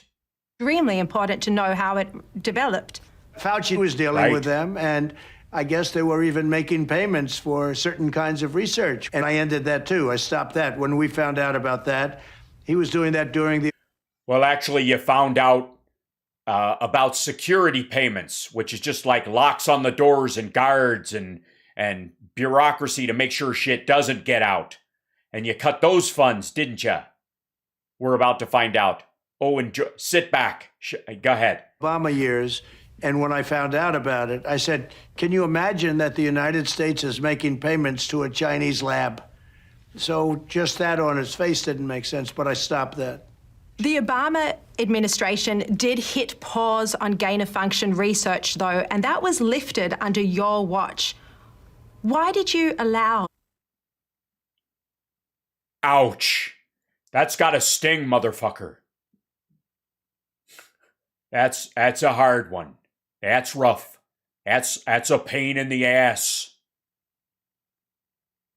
Look at his face. I love the half nod. Gain-of-function research to continue. Well, I think probably people that worked for me looked at it, and at one point they might have done that. Mm-hmm. Hashtag the best people. Right, Bongino? You fucking dipshit. To propagate a lie that lockdowns were working and that there was a scientific consensus. And even more devastating, there may have been a coordinated cover-up to make sure that the lab leak theory was painted as a conspiracy theory and no one was to talk about it, despite the fact... No, the assertion of it was the fucking problem. Trust me, I go through this legal jump all the time. I can imply Or if I'm really clever, allow for the inference thereof. Is he bleeding from the ears yet? This is kind of big grammar. He's all right? Okay, I'll continue. I can imply or allow for the inference thereof that there are aliens who live below the Denver airport and they eat human milkshakes and live off of adrenochrome and live as lizard people and walk among. But I can't point at somebody and go, lizard person, get him.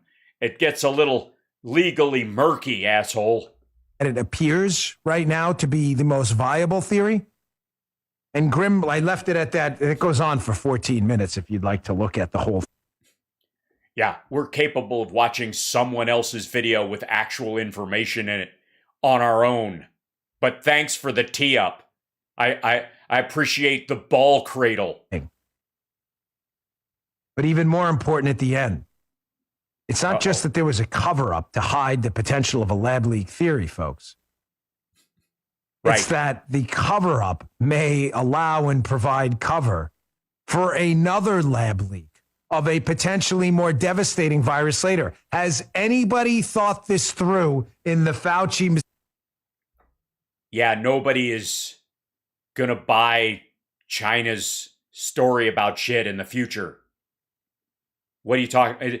He's basically arguing that we give them more security funds because the shit will get out of the lab again because they don't give a shit. What are you talking about? It's not our country. Yeah, we should prepare. Here's a good idea, dumb fuck. Maybe somebody ought to create something along the lines of a pandemic response team. If only somebody had thought of that shit before. Is the Messiah circle, the Kool-Aid drinkers. Has anyone thought this through?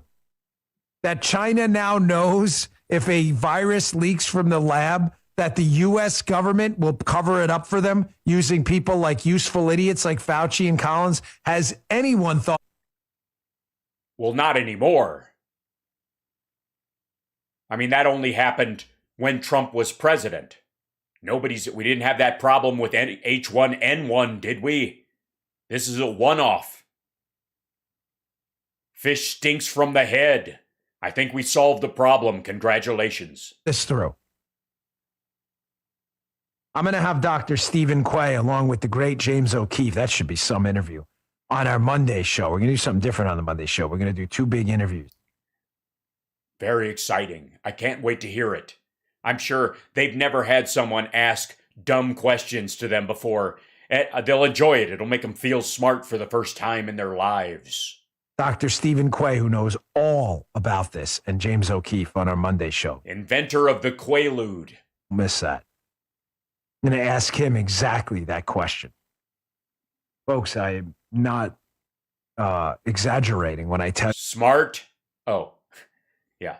This may be the scandal of the decade and last decade, because we're only 2 years into this. Could it be the scandal of a lifetime? Little firehouse for you. You just heard that's it. Yeah, we just heard Bongino. None of us were impressed. What a bunch of dumb shittery. Jesus. I'm a big fan of how they keep coming up with new evidence that, oh man, this is the smoking gun. When it's clear that most of them are smoking their own evidence. I fear Hal's voice getting permanently stuck in Jesse mode. It can happen. Do we flush now? Yes. Thank you. It's a pretty good Ventura, as they go. I think it's fantastic. And it's the most fun you can have with a Minnesota accent and not be doing Mike Pillow. Yeah, O'Keefe will tell him whatever he wants to hear. This dude will tell him whatever he wants to hear. And they go, wow. And people, he's got that fucking Greg Kelly bullshit of always looking down at his desk. This is this thing that fucking, because he's ashamed to say what he's saying. He's afraid to actually express what he's thinking because he knows people are like, oh, wait a minute, I'm watching this. I think that guy might be stupid. Yeah, there it is. Yeah, he was stupid. Yeah, I just saw it. Did you see that? You watch him. He'll look right into the camera. So he never does. He's always like, there's this thing and this da-da-da. Greg Kelly looks straight down at his desk. Bongino's doing this left-right bullshit. Okay, so I can't tell if this one is meant to be ironic, sarcastic, or earnest. Because the premise of this video seems to be, caution Republicans, beware the 2022 midterm landslides. Break down Huckabee. So this is like, watch out, it's going to be a landslide. It's going to be great. Look out. It's going to be great. It's going to be great. Or he's like, oh shit, be careful. We may be killing off all of our own people by blowing off COVID again. Right? Let's see. There'll be an ad. Sorry. Hey everybody, stop clicking around. I am in the woods with some water going in the background near my house. Excuse me. First of all, there is no Patriot solar. The sun is communist. Gives light and energy without asking for anything back. We have to put an end to the sun. Until we can put a lampshade on the sun. It's unpatriotic. It shines on China too. How can that be possible? Can't light the sun. It'll give light to anybody. Some people are starting to call me Hal the Body Sparks. All right, I need to jack up a little bit. Thicken out my neck, yeah. That'll be good. If I could lower that helps. I think that's a good look. I'm looking good right now. Yeah. All right. It's Sparksism. Here we go. Huckabee, who's not looking tired at all.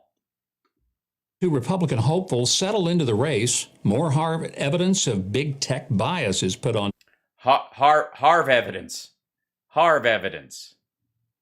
He's one of my favorite old radio detectives. Harv evidence. Dun, dun, dun, dun, dun, dun. Tonight's Harv evidence is brought to you by Shell Oil, the slickest, most generous oil you'll ever put in your car.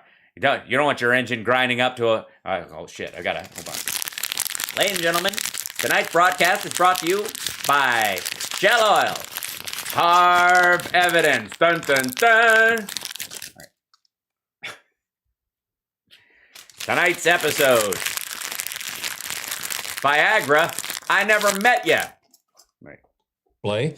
And New Yorkers get yet another lesson in why not to trust their politicians.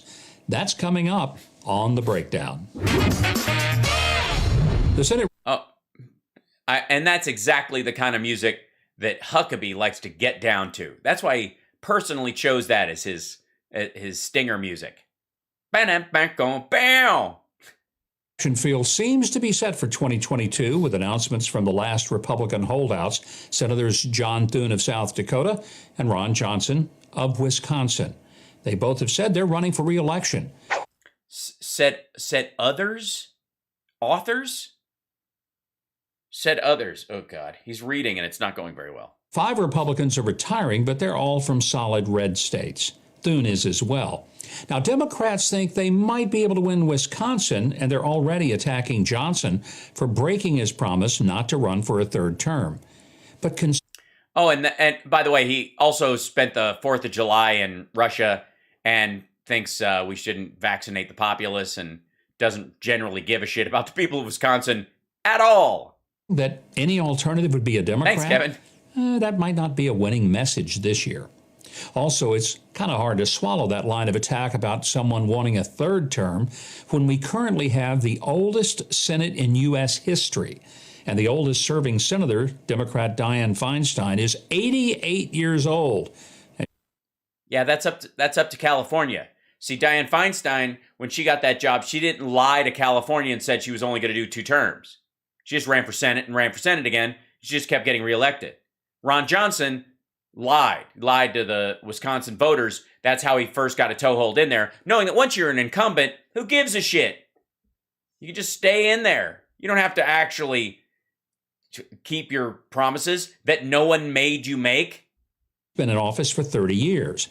The only Democrat who's announced his retirement is Pat Leahy, and he's 81 years old and has been in office for 47 years. By their own standards, a 2-term... Yeah, I mean, I don't even know why we listen to people with white hair. I mean, if you got it, if you're an old dude and you've been talking this shit for a long time, I mean, you know what I mean? Like, why we even listen to these guys? Old is bad. Old. What do old people know? Probably just how to be old and old stuff. Is barely broken in his. Yes, I'd like to bring on Chuck Grassley right now to talk about it. Well, I'm older than Brontosaurus shit. 34 of the 100 Senate seats are up. Why are you doing whip noises? Is someone kung fuing your graphics? Fucking hell. This year, 20 of those are Republican. Ordinarily, that might be cause for concern. But with Joe Biden on the Democrat side, Republicans shouldn't have that much trouble sweeping the floor.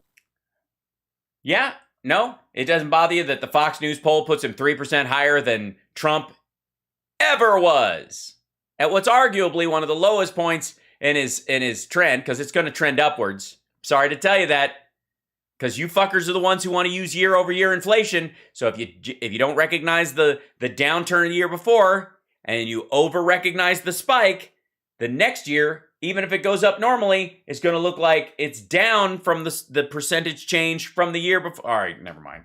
Fucking They're blue-in-the-face opponents.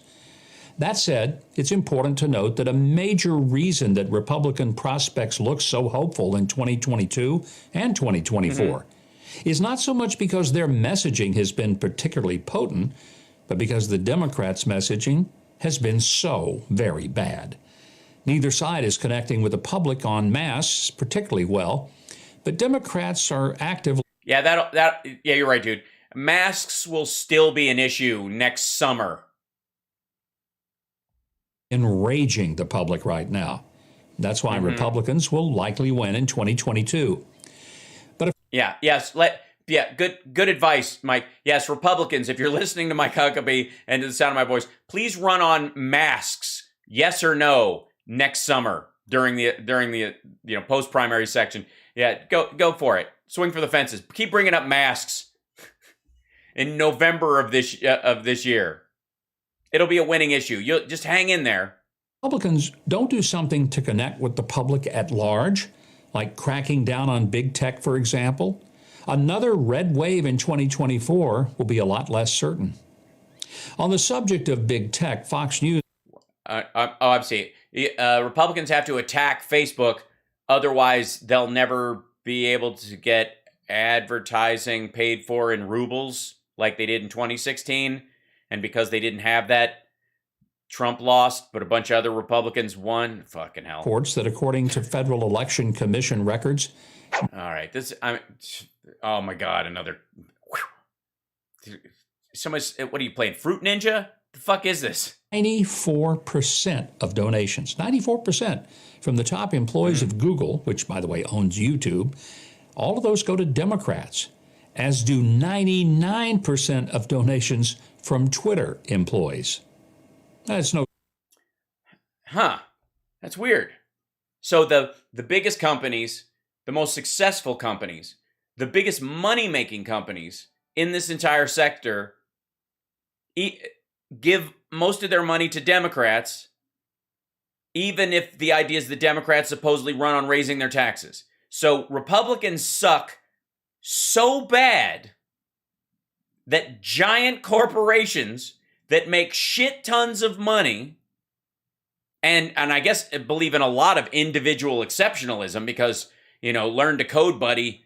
The movement in those circles is fairly strong in in sort of idealistic libertarian belief systems, and yet they give their money to Democrats. It might be that they're data driven and they notice that the economy always does better under Democrats, even if they're cleaning up the mess of a previous Republican that screwed the pooch. That both platforms are routinely accused of silencing and censoring conservative voices. Yeah, but they also were accused of allowing Russians to buy ads for Trump and other Republicans, paying for it in rubles. It was fact, honestly. But They're just being vocal about how they stop all kinds of extremism. And in this particular sense, you guys are mostly it. You know what I mean? If you're in charge of the dog shit, you don't follow the cat around. On it, they deny it or claim that it was just a mistake, as YouTube just did after reinstating a song critical of Biden's botched Afghanistan withdrawal. Gee. Oh my God. They took down a song? Oh my God. Could it be a spoof song that they actually stole the melody from? Hold on. What was the actual...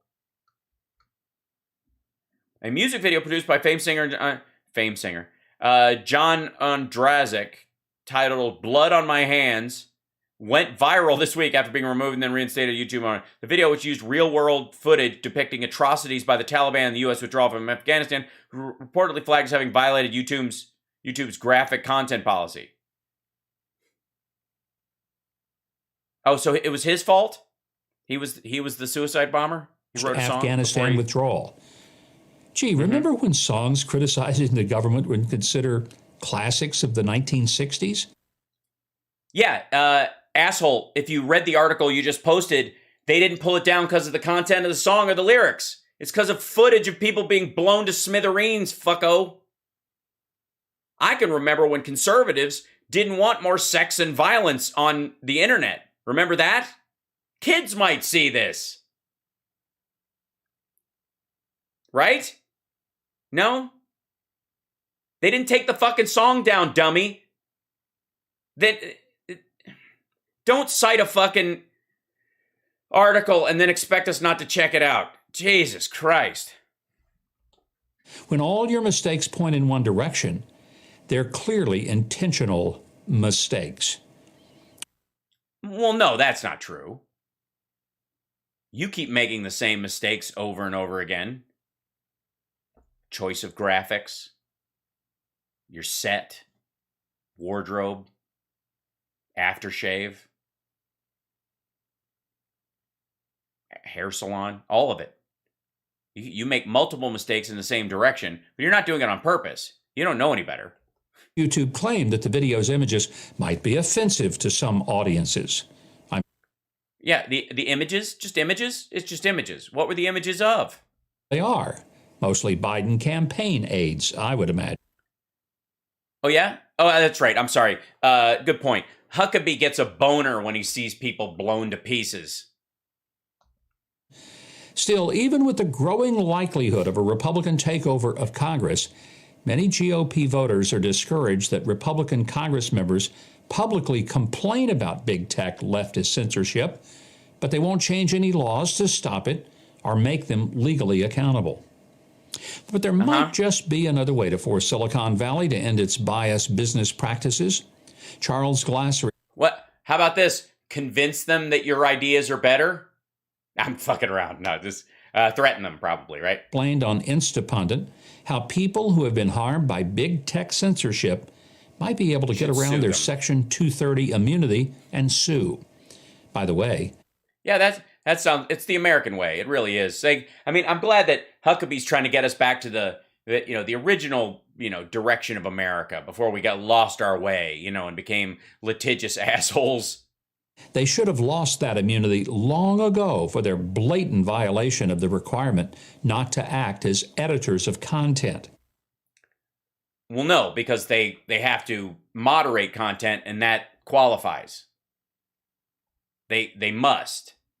Although, if they didn't have that in there, they would either be sued out of oblivion, or they would have to get a free reign to post and leave up anything anybody posts. So, being as pro-child porn and ISIS beheading video as Mike Huckabee is, he's probably leaning in that direction, I'm guessing.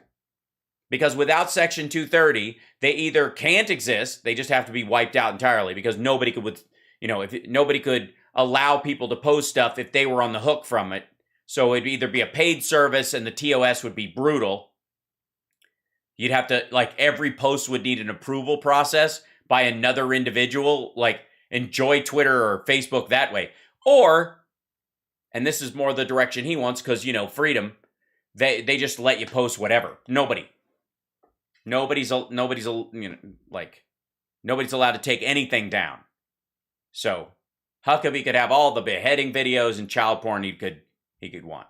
If Republicans know what's good for them, they'll make really sure that big tech loses 230 immunity before 20. And by the way, if they do, Rumble won't exist. Rumble is he's on Rumble. He's on Rumble. Rumble is protected by 230. If Rumble was not protected by 230, they'd be gone. They'd have been sued out of existence. And I think they've only been around for a couple of years, like within 30 days. 24. Thanks, now, it's a complicated legal argument, but in a nutshell, this is it. If the administration has been...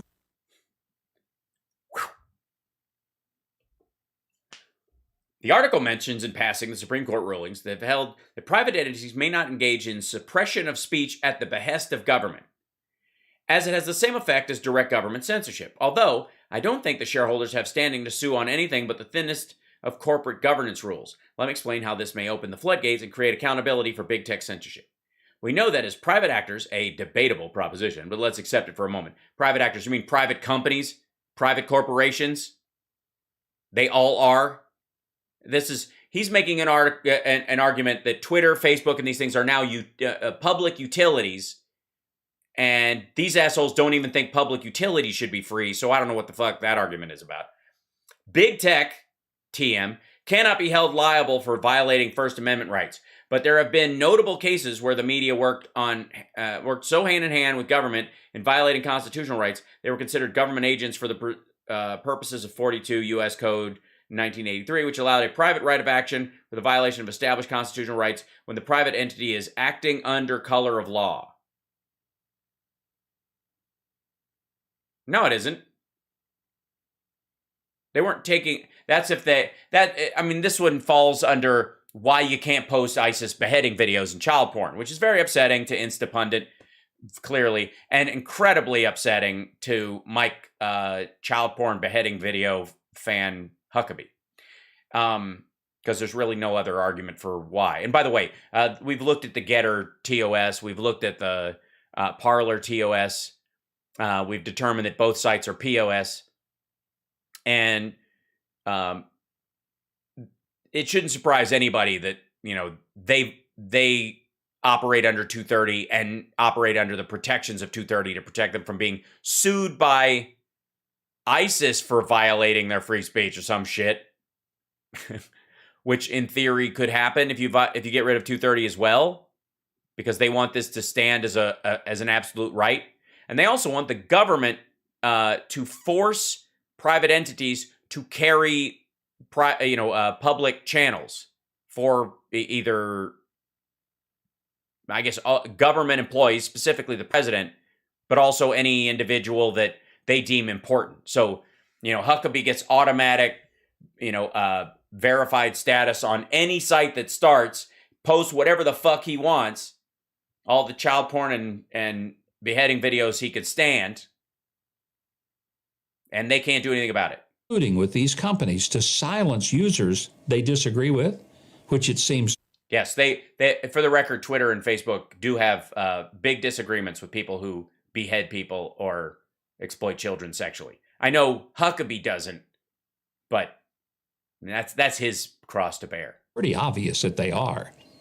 Then there is precedent to show that they are acting as de facto government agents rather than private businesses. And to people who are saying that's already illegal under the law, it's not. These are international companies now, so they go, yeah, this isn't available. These are on our servers in Iran, which means they are required to obey the First Amendment. And if they can be held legally accountable for every time that they have violated a user's right. And by the way, no user has a right to your microphone. No one. And anybody who suggests that is a commie son of a bitch. What kind of Stalinist bullshit is this? The microphone is the people's microphone, and the people... Hold on. Until now, I have not agreed with the Mike's Huckabee. Miss Comrade Huckabee knows that all mics are the people's microphones, and you can And if any company starts up something, the people can march in and seize the place and post whatever they want. Even if it is the opposite. If you set up a Christian dating service, I can launch pornography must be put in if Stalin enjoys it in this current form. Free speech. Yes. The floodgates of lawsuits will be thrown wide open. It couldn't. Yes, and that is what we do. We use the American system against them. This is what we do. We use their own legal system to destroy them. It is so very smart, Comrade Huckabee. Happen to a more deserving group of defendants. Now, I'm not holding my breath that's going to happen, but I'll certainly... But you will be holding your breath if you violate the internal code of Stalingrad. Dreaming about it. And finally, New York City voters just got a harsh double whammy lesson in what bait and switch really means.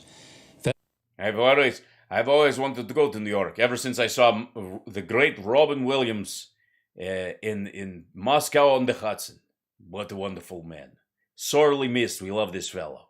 I understand that he could put on any hat or some sort of thing and create a character out of nothing. Madness, I tell you. In my country, he would be thrown in an institution. Only in America could this craziness be allowed. And yet I enjoy it.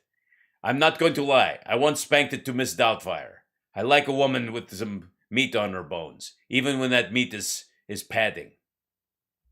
With Bill de Blasio's socialist mismanagement that has resulted in skyrocketing crime and fleeing residents, they voted in some new Democrats. Yes, but yeah, his socialism created all the crime. I don't know if you know this, but they now have this like crime sharing program. It's terrible, where they just like if you're not a criminal, you have to take a shift as a criminal. Take each according to your need to take to whomever's. Oh shit. Claim they'd be different, and then the minute they were in office, they started giving the people de Blasio 2.0. First, new Manhattan District Attorney Alvin Bragg announced that he was basically... Back the fuck up. Like, maybe you do need, like, whipping. Okay. What the fuck is that? Did you fuck up? There you go. That's what he wanted up, right? Manhattan's progressive new DA, Alvin Bragg, just gave a green light for anarchy. Oh, that's all right. There you go. Anarchy. Do tell. Specifically, well, you can't specify with anarchy. Anarchy is a lack of specificity is integral to the concept of anarchy. It's a specific form of anarchy I'm talking about. A very narrowly threaded needle. Bragg says his office will not seek a carceral sentence for anything short of murder or deadly assault. Carceral being progressive, doublespeak for prison. Also, he says minor crime won't be prosecuted at all. In other words, jail is to be reserved for axe murderers and their ilk. Armed robbers, heavyweight drug dealers would be minimally inconvenienced, and just forget about the quality of life law enforcement that was the beating heart of the Giuliani rescue of New York City decades ago. Okay. Will not seek carceral sentence. All right, let's see what that is. So nobody gets incarcerated. Does he mean prison versus jail, like 90 days for other stuff? Murder or deadly assault. So rape is now legal in New York. Is that what Huckabee would have us believe? Let's see. Alvin Bragg carceral. That'll do. Will not seek carceral sentence. Reversing effects of mass incarceration is an urgent moral civil rights. This is from Alvin Bragg's Manhattan DA-elect. Throughout his career, Alvin has worked to address the effects of mass incarceration. For example, he led the Attorney General's review of stop and frisk policies, which showed that only 0.1% resulted in a conviction for a gun offense. He also led the Attorney General's work to address the effects of the school-to-prison pipeline, investigating to... Okay, unfortunately, the current Manhattan DA is disproportionately contributing to mass incarceration. Let's see. Alvin believes the sentence should be imposed for particularly violent crimes, such as homicide, violent sexual assault. Oh, okay, that's interesting. He does include violent sexual assault. And they routinely are imposed in the other 4 boroughs. But this data shows that prison sentences imposed far too often in Manhattan for non-violent cases and others for which prison is not warranted. These excess prison sentences do not make us safer. In fact, they make us less safe because they increase the chances of recidivism. Well-designed programs to divert from jail to prison, blah, blah, okay. For the cases that the office does not recommend incarceration, the maximum sentence will be 20 years. Oh, it does recommend. Absent exceptional circumstances. Research clear that longer sentences do not deter crime or result in greater safety of the community. Any sentence above 20 years will require approval by the district attorney. That's usually true anyways. Opposing any sentence of life without parole. Everyone should have a chance for parole. Nah, I'm sorry. Serial rapists, serial murderers, I don't know. I mean, you can have them get a chance, but I don't know if the parole board wants to be peed on every 8 years. Supporting legislation repealing mandatory minimums, including New York's mandatory persistent statute, which means that somebody who's keeps committing the same crime would get a mandatory thing even if they've been let off multiple times. Eliminating the use of predicate felony sentencing enhancements. And cases involving substance use and mental illness will be analyzed through public health lens. That's good. Every case will be eligible for courts specializing in terms of programming, such as drug treatment, mental health treatment. No proffers or similar barriers will be required for eligibility. The office will take into account immigration consequences of charging someone with a crime and any sentences, take any active role through the parole process, charging crimes that fit the facts and not overcharging cases for the purpose of plea bargaining, opposing revoking probation or parole for technical violations or requiring community supervision where it is not needed, expanding restorative justice programming significantly and relying heavily on it, particularly for violent felony cases in which the victim consents. That's it. There it is, where the victim says, yeah, it's okay. The programming will be community-based and not operated by the DA office or any of the law enforcement entity. It will address the issues underlying criminal behavior and will be okay. In any case in which a person alleged violates the terms of non-incarceratory sentence or plea programming mandate, seek an incarceratory alternative to be imposed only as a matter of last resort after repeated opportunities are afforded to successful completion of the mandate. Research shows that the relapses are part of the road to recovery. For those struggling with drug addiction, incarceration should be reserved only for willful and flagrant violation of the terms of a mandate. Fine. Yep. Publishing, charging, conviction, and sentencing data along with racial and other demographic data that will help the community provide meaningful input. Reversing effects of mass incarceration is an urgent moral, civil rights, and human rights issue.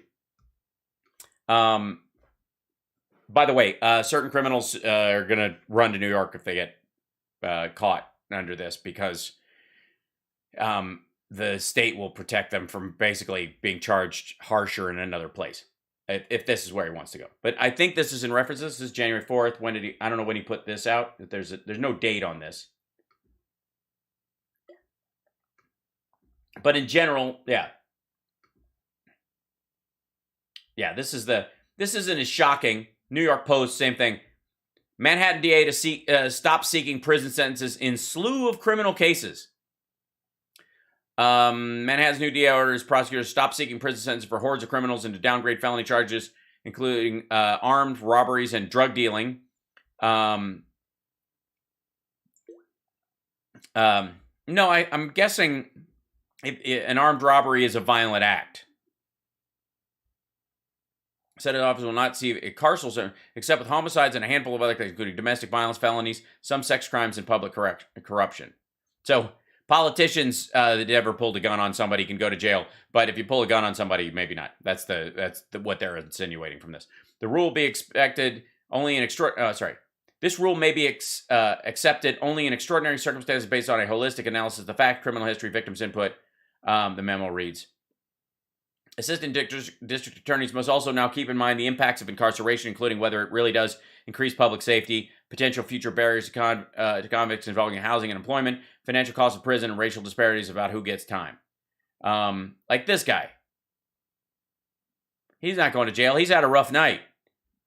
This guy's had, that's punishment enough. He got bounced off a curb. I don't know.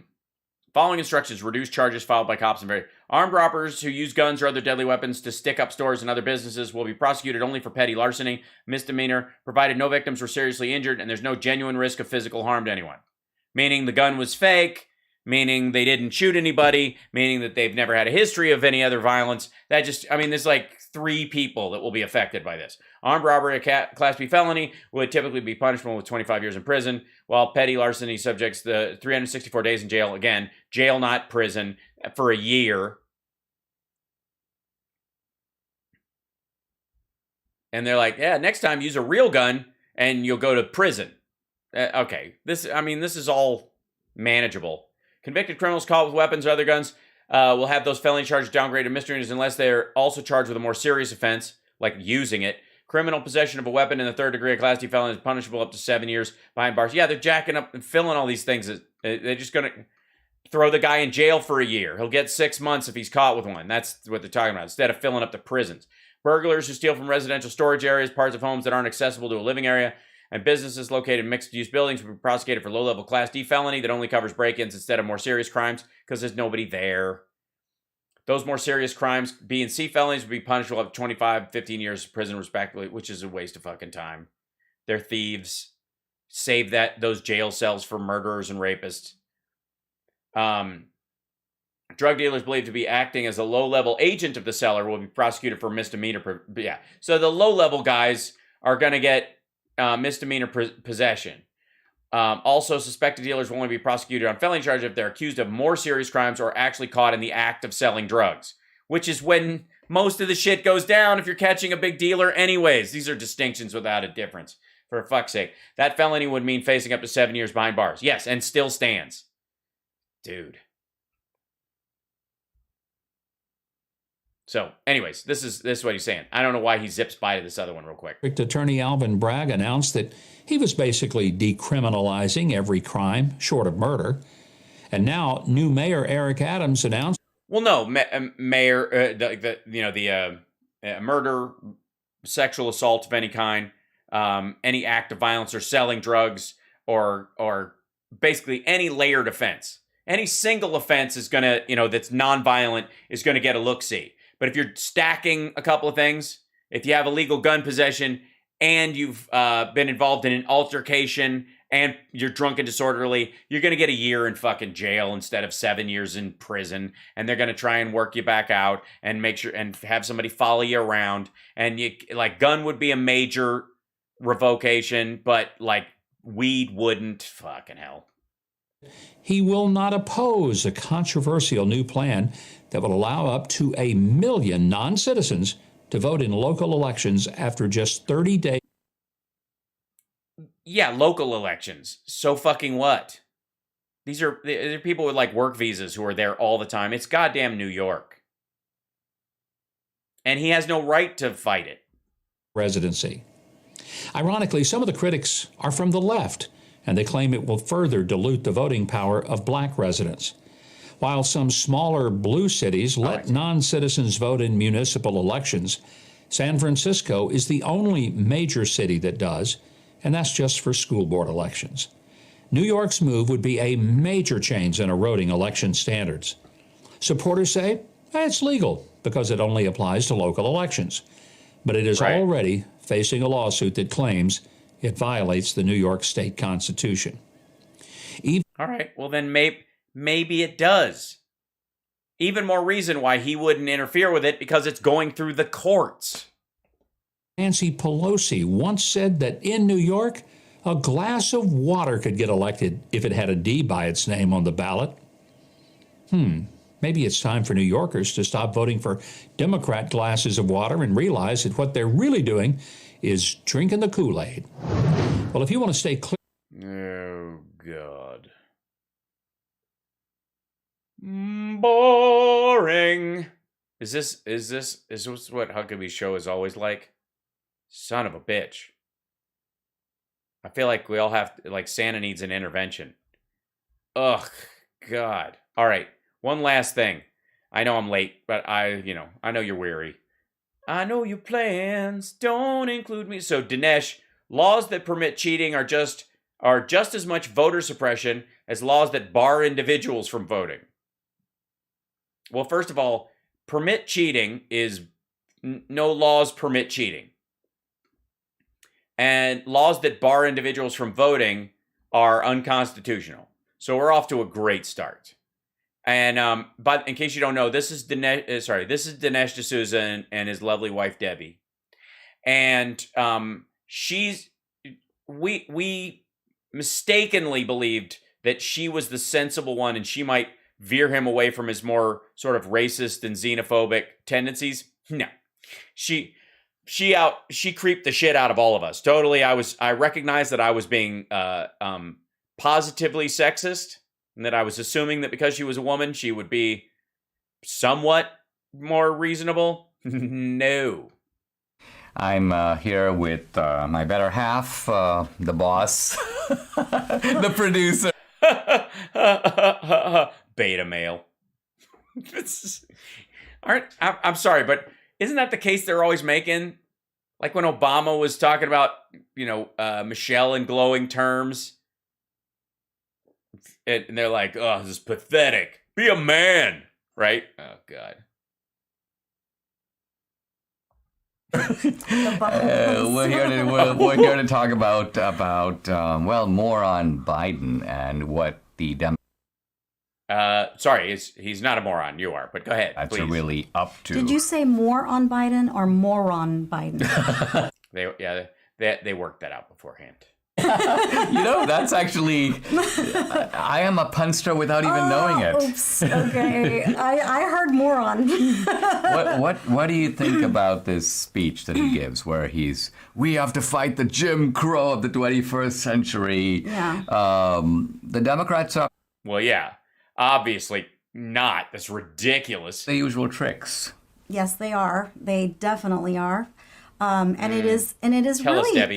it's amazing to me how they use a tactic in one aspect and not another. What? Because, we were just talking about that this morning, how he feels. Yeah, we don't know that. We just showed up, and God help us if we're ever in your kitchen. Like asking for an ID is just horrific.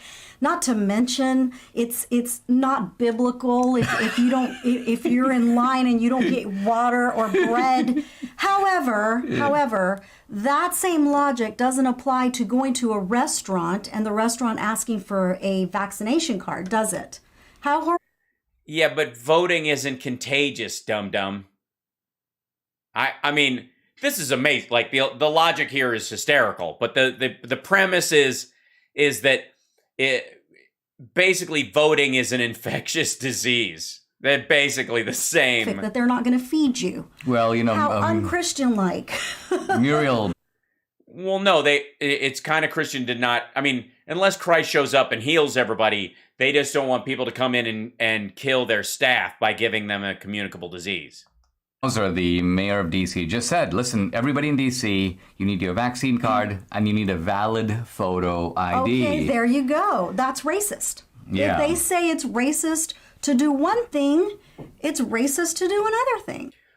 Oh, no. Asking for someone to have an ID or wanting them to have one isn't the racist part. It's keeping them from getting one and charging them money for it. Again, I am for a national ID card, an American ID card. So it's got a stripe on it, just like your driver's license does, but it's got all your information in it. Use it for all your, if you need a digitally tax file at home, you can just slide it through.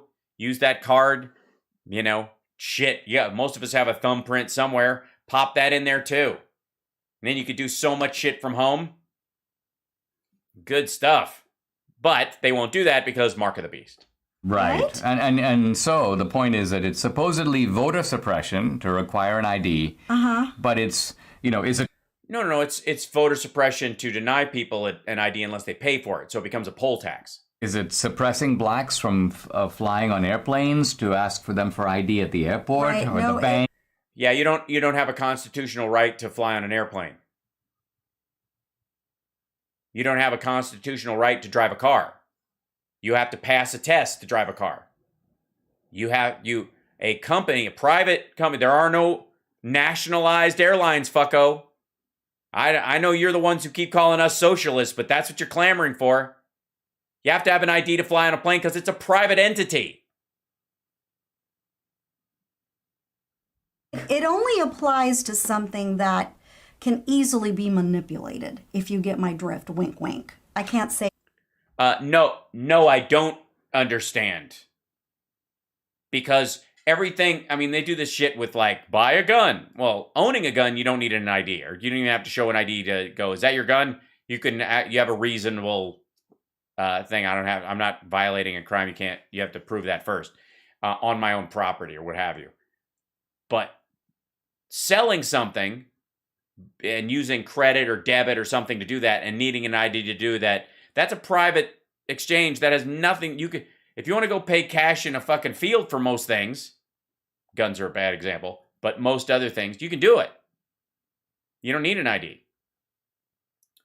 But flying a plane, again, these are all, they keep referencing shit that you don't have a right to. You can travel it. You can travel anywhere you want. You have a constitutional right to go wherever you want to. No one has a constitutional obligation to take you there. On YouTube or any other, Yeah. Now, let's talk about what's interesting here about Venezuela is it provided almost. She's, by the way, she's from Venezuela, by the way. So that's their whole point. Playbook for the Democrats, Mm-hmm. right? They voter suppression, and the voter suppression here. People don't realize that one form of voter suppression is if there are laws that prevent you from voting. But laws that permit cheating and permit illegals from voting, people who shouldn't be voting, are also voter suppression, aren't they? Because they cancel out the votes. They cancel out your vote. And you know what it also causes is when people, and I hate to say this and point the... You mean like double voting, for example. Now I'm curious about this.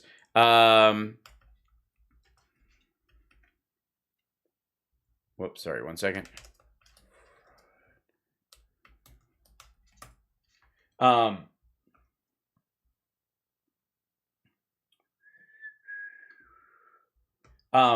So I'm curious, these folks in the villages that voted twice, both in Florida and in their home states, that double voted, these folks, did they cancel out a Democrats vote in Florida or in Connecticut or wherever the fuck they individually did it? Was it all because they spend all their time in Florida? Should this count? To scrape off a vote there? I think both votes shouldn't count because, you committed fraud, you lose your right to do that. But at least one of them was erased to vote, right? So something like this? Is that what you're talking about, Deb? Out, but a lot of people think that there were some shenanigans in this election, right? So... Oh, yeah. I've heard that there was some shenanigans. Nothing that would change the outcome of the election. But there was definitely some shenanigans. I think that's the back license plate of this vehicle is shenanigans. When people start believing, and in Venezuela this did happen, people started believing that their vote didn't matter because no matter what they pulled the lever on, it. Oh, because their particular political leader told them it didn't, and so they didn't show up for elections, and they gave away their vote, essentially. They got cheated out of their vote that they didn't even cast. It's actually going to count for the other guy. So they're like, I'm not going to go stand in line and vote if my vote doesn't count. I'm done.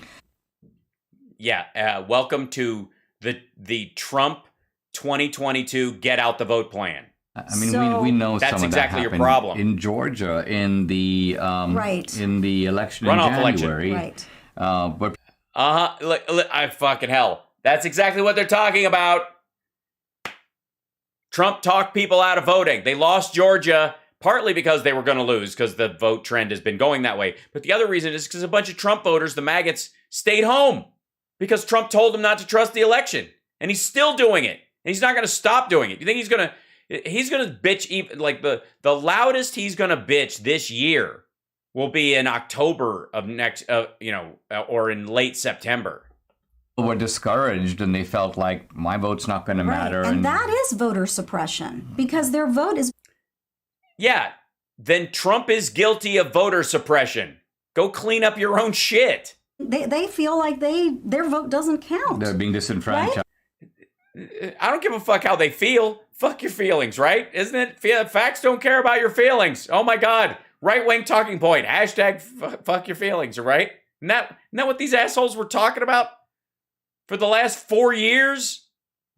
Being disenfranchised. So I think that it's self-disenfranchisement. How is that our fault? How is that Democrats' responsibility? This is the same shit of like, we had to storm the Capitol and attack cops. an Antifa guy dressed as a MAGA guy said, come on. And I was like, okay. Causes all sorts of issues when you do not conform to a particular way of voting in every state. And that is, make sure that your vote counts, but only your vote. Oh, I see. And now Dum Dum is arguing for a uniform federal system for voting, the exact opposite of what Republicans are trying to do. Congratulations, Debbie Dum Dum. You are for the John Lewis Voting Rights Act. Yeah, I mean, who would participate or watch even a sports game if you believed that the rules were somehow being rigged, right? Who gives a fuck? What does that have to do with the game? What does that have to do with anybody but the person? I think this is rigged. You want to watch it? No. I know how it's going to end. You sure? Yeah. I'll bet you $10. All right, now I'm watching. What? What is that? Was already decided. How fun would that be if you watched the Super Bowl and they had already determined who the Super Bowl winner was going to be, and all of the. Well, I mean, you obviously wouldn't know this because you couldn't. And this is just dumb. Referees Jeez, were all in. Is America civilized? Everyone about the age of yes, we are, Thule. Yes, we are. Okay, that's kind of how we feel. Or in this case, all the referees are actually working for one side. Right. You know, in other words, it's not open to question that part of the great infusion of cash that came from liberal billionaires, people like Zuckerberg, got the. Oh, for fuck's sake. They got more machines in areas where we had this whole big plan set up where we just make it really hard for black areas to vote and we make it real easy for the white areas to vote. That's America. And then and our excuse was, well, we don't have enough money. We got so many machines and we can't afford to fix the good ones, so we got to send the broken ones someplace. Well, how much do you need to fix it? We'd need like $100 million. Here. Fuck. Rats. State and local governments involved in the election, in effect on the Democratic side. Why? Because they were. Why? Oh, because they fixed machines and make sure there were plenty. Why were there long lines in Republican areas? Anywhere. Did he pay to stop people from voting in Republican areas? Because if that was the case, like I'll give you $100 million if you'll take voting boxes and machines out of certain areas. You might have a case. Allowing all this get out the vote money in heavily Democratic districts. So that is not even really arguable. It is a case of kind of weighing the odds so that one side has a built-in advantage and using the government itself to do that. Right. Well, no, it would be using private money to get rid of a local government manufactured disadvantage for a group of people. The infusion of money would even it out. And again, they didn't pay to have some machines taken from here. They didn't pay for trucks to move voting machines and drop-off boxes from one district to another. They just paid for an equal number of machines and drop-off boxes wherever there's a gap. Wherever you're short, use this money for that. And they couldn't say where to use it. They just said, here's the money. They had no control over that part. It just so happens that magically, in a place like Georgia, the place where they were short of working machines and short of drop boxes in the election were, curiously enough, in heavily black areas, which is why they'd have people would wait 7 hours in fucking line to vote in those areas and 20 minutes and you're out in the other areas. It's really interesting how all this has gone down, and I speak mostly to you about the Venezuela mostly it's us in the kitchen that I became so involved High five, in eggs. 2010 2012 elections with True the Vote. Catherine Engelbrecht, a dear friend, is so you and your felon husband who voted twice in an election illegally. were involved in a Republican swaying effort. Okay, good to know. Look at that. 769 likes. Fantastic. Don't forget to like and subscribe. I didn't do a reset in the last little bit. Thumbs up. Don't forget to subscribe on Twitch, twitch.tv/Hal Sparks. Please. Helps us out. It's wonderful. You can also Venmo support. Thank you guys for the Venmos. There were a couple that came after the show last night. I was walking upstairs and my watch went bling, and I was like, you guys. Then, as she knows now, that there are a lot of shenanigans that go on. I mean, you observe them. All right. I'm sick of this Irish hate speech. Observe them. 2012 I was a bilingual poll watcher. I sorry. And I know the shenanigans. They're fine people. And I witnessed a judge, a voting judge, actually tell a Hispanic couple who and how to vote. And you cannot do that. And I caught her red-handed doing that. But well, she didn't know that you knew Spanish. She didn't know that I knew Spanish, and I surprised her. Oh, chica. but all that to say that it's not new. Yeah, so their vote was thrown out. They had to vote provisionally. These people didn't go, fuck off, lady. We know to vote for Biden. That it's just he's on a different page on this, the way they arranged it in our state so that it's harder to vote for the Democrats because they put everybody up and act like they're all the parties are even. The top one's the Republican, and then it's a bunch of other randos, and the Democrats on the second page. If you want to vote for Democrats, they're on the second page. You can't tell them how to vote, who to vote for. If you want to. Happy? All right. We need to make sure that our vote integrity is something that is an American ideal, right? No. If we start succumbing to third world country tactics, I mean, think about it. I mean, that is the purpose of. Oh, you mean like charging up the Capitol and trying to change the vote after you've lost, that kind of thing, like violent insurrections? I agree. None of that. Fuck that shit. These voter integrity laws, and that is why these voter integrity laws are being targeted by Biden and are being targeted by the Democrats because they want to establish a system in which these kinds of measures to protect voter integrity do not exist. They don't. And before we end, terrible. Imagine them not wanting poll taxes or redistricting without review or the inability for if you have a 7-hour line for people.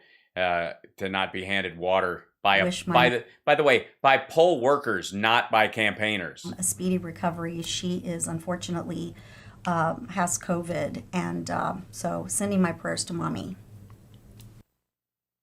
Oh shit!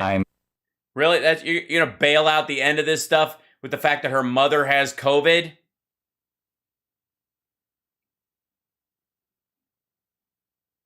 Lord Almighty. Mama Shenanigans lost it. I'm way over tonight. I went over it again. I'm doing it. I'm like, you guys are so much fun to hang out with. I keep going long.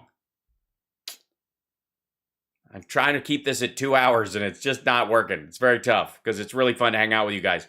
Thank you for being here. Tomorrow, regular show, morning show, 9 a.m. Pacific time. And then in the afternoon, the 3 o'clock show. It's going to be a party. I have no doubt. And then Saturday, the radio show. And then I will be in LA, I think Monday, Tuesday, Wednesday of next week because we have the Ultimate Jam Night. And then I'll be in San Francisco the following weekend. So it's going to be a crazy travel week for me.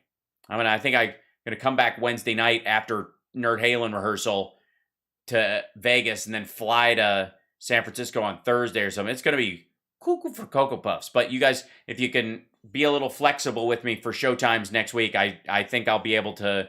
I think everything will be fine. My first show, my show on Friday is a late show, I think. So we should be all right. Also, this Saturday after the radio show, Trump's rally is going to be live. So I'll take it live and we'll just do it. Just his speech part of it. I'm not going to do the other stuff unless Eric comes up and starts talking on the B stage. So, Ojita's over. Did you do that on purpose? No, I did not. Normally, you guys know I try to get out. Anyways, love you guys. Appreciate you.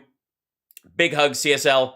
Thanks so much. And let's see, what else did I leave out? February 1st, also with the whiskey, I will be doing the Ultimate Jam Night. We're going to do a tribute to Eddie Van Halen. So Nerd Halen will be performing 2 songs, and then we'll be at the Yamava Indian Casino later that week. So much show is starting to happen. LA Mayor news is coming. Basically, I'm waiting till after we're done with the cruise. So I'm doing some work right now on that, and then boop, off we go.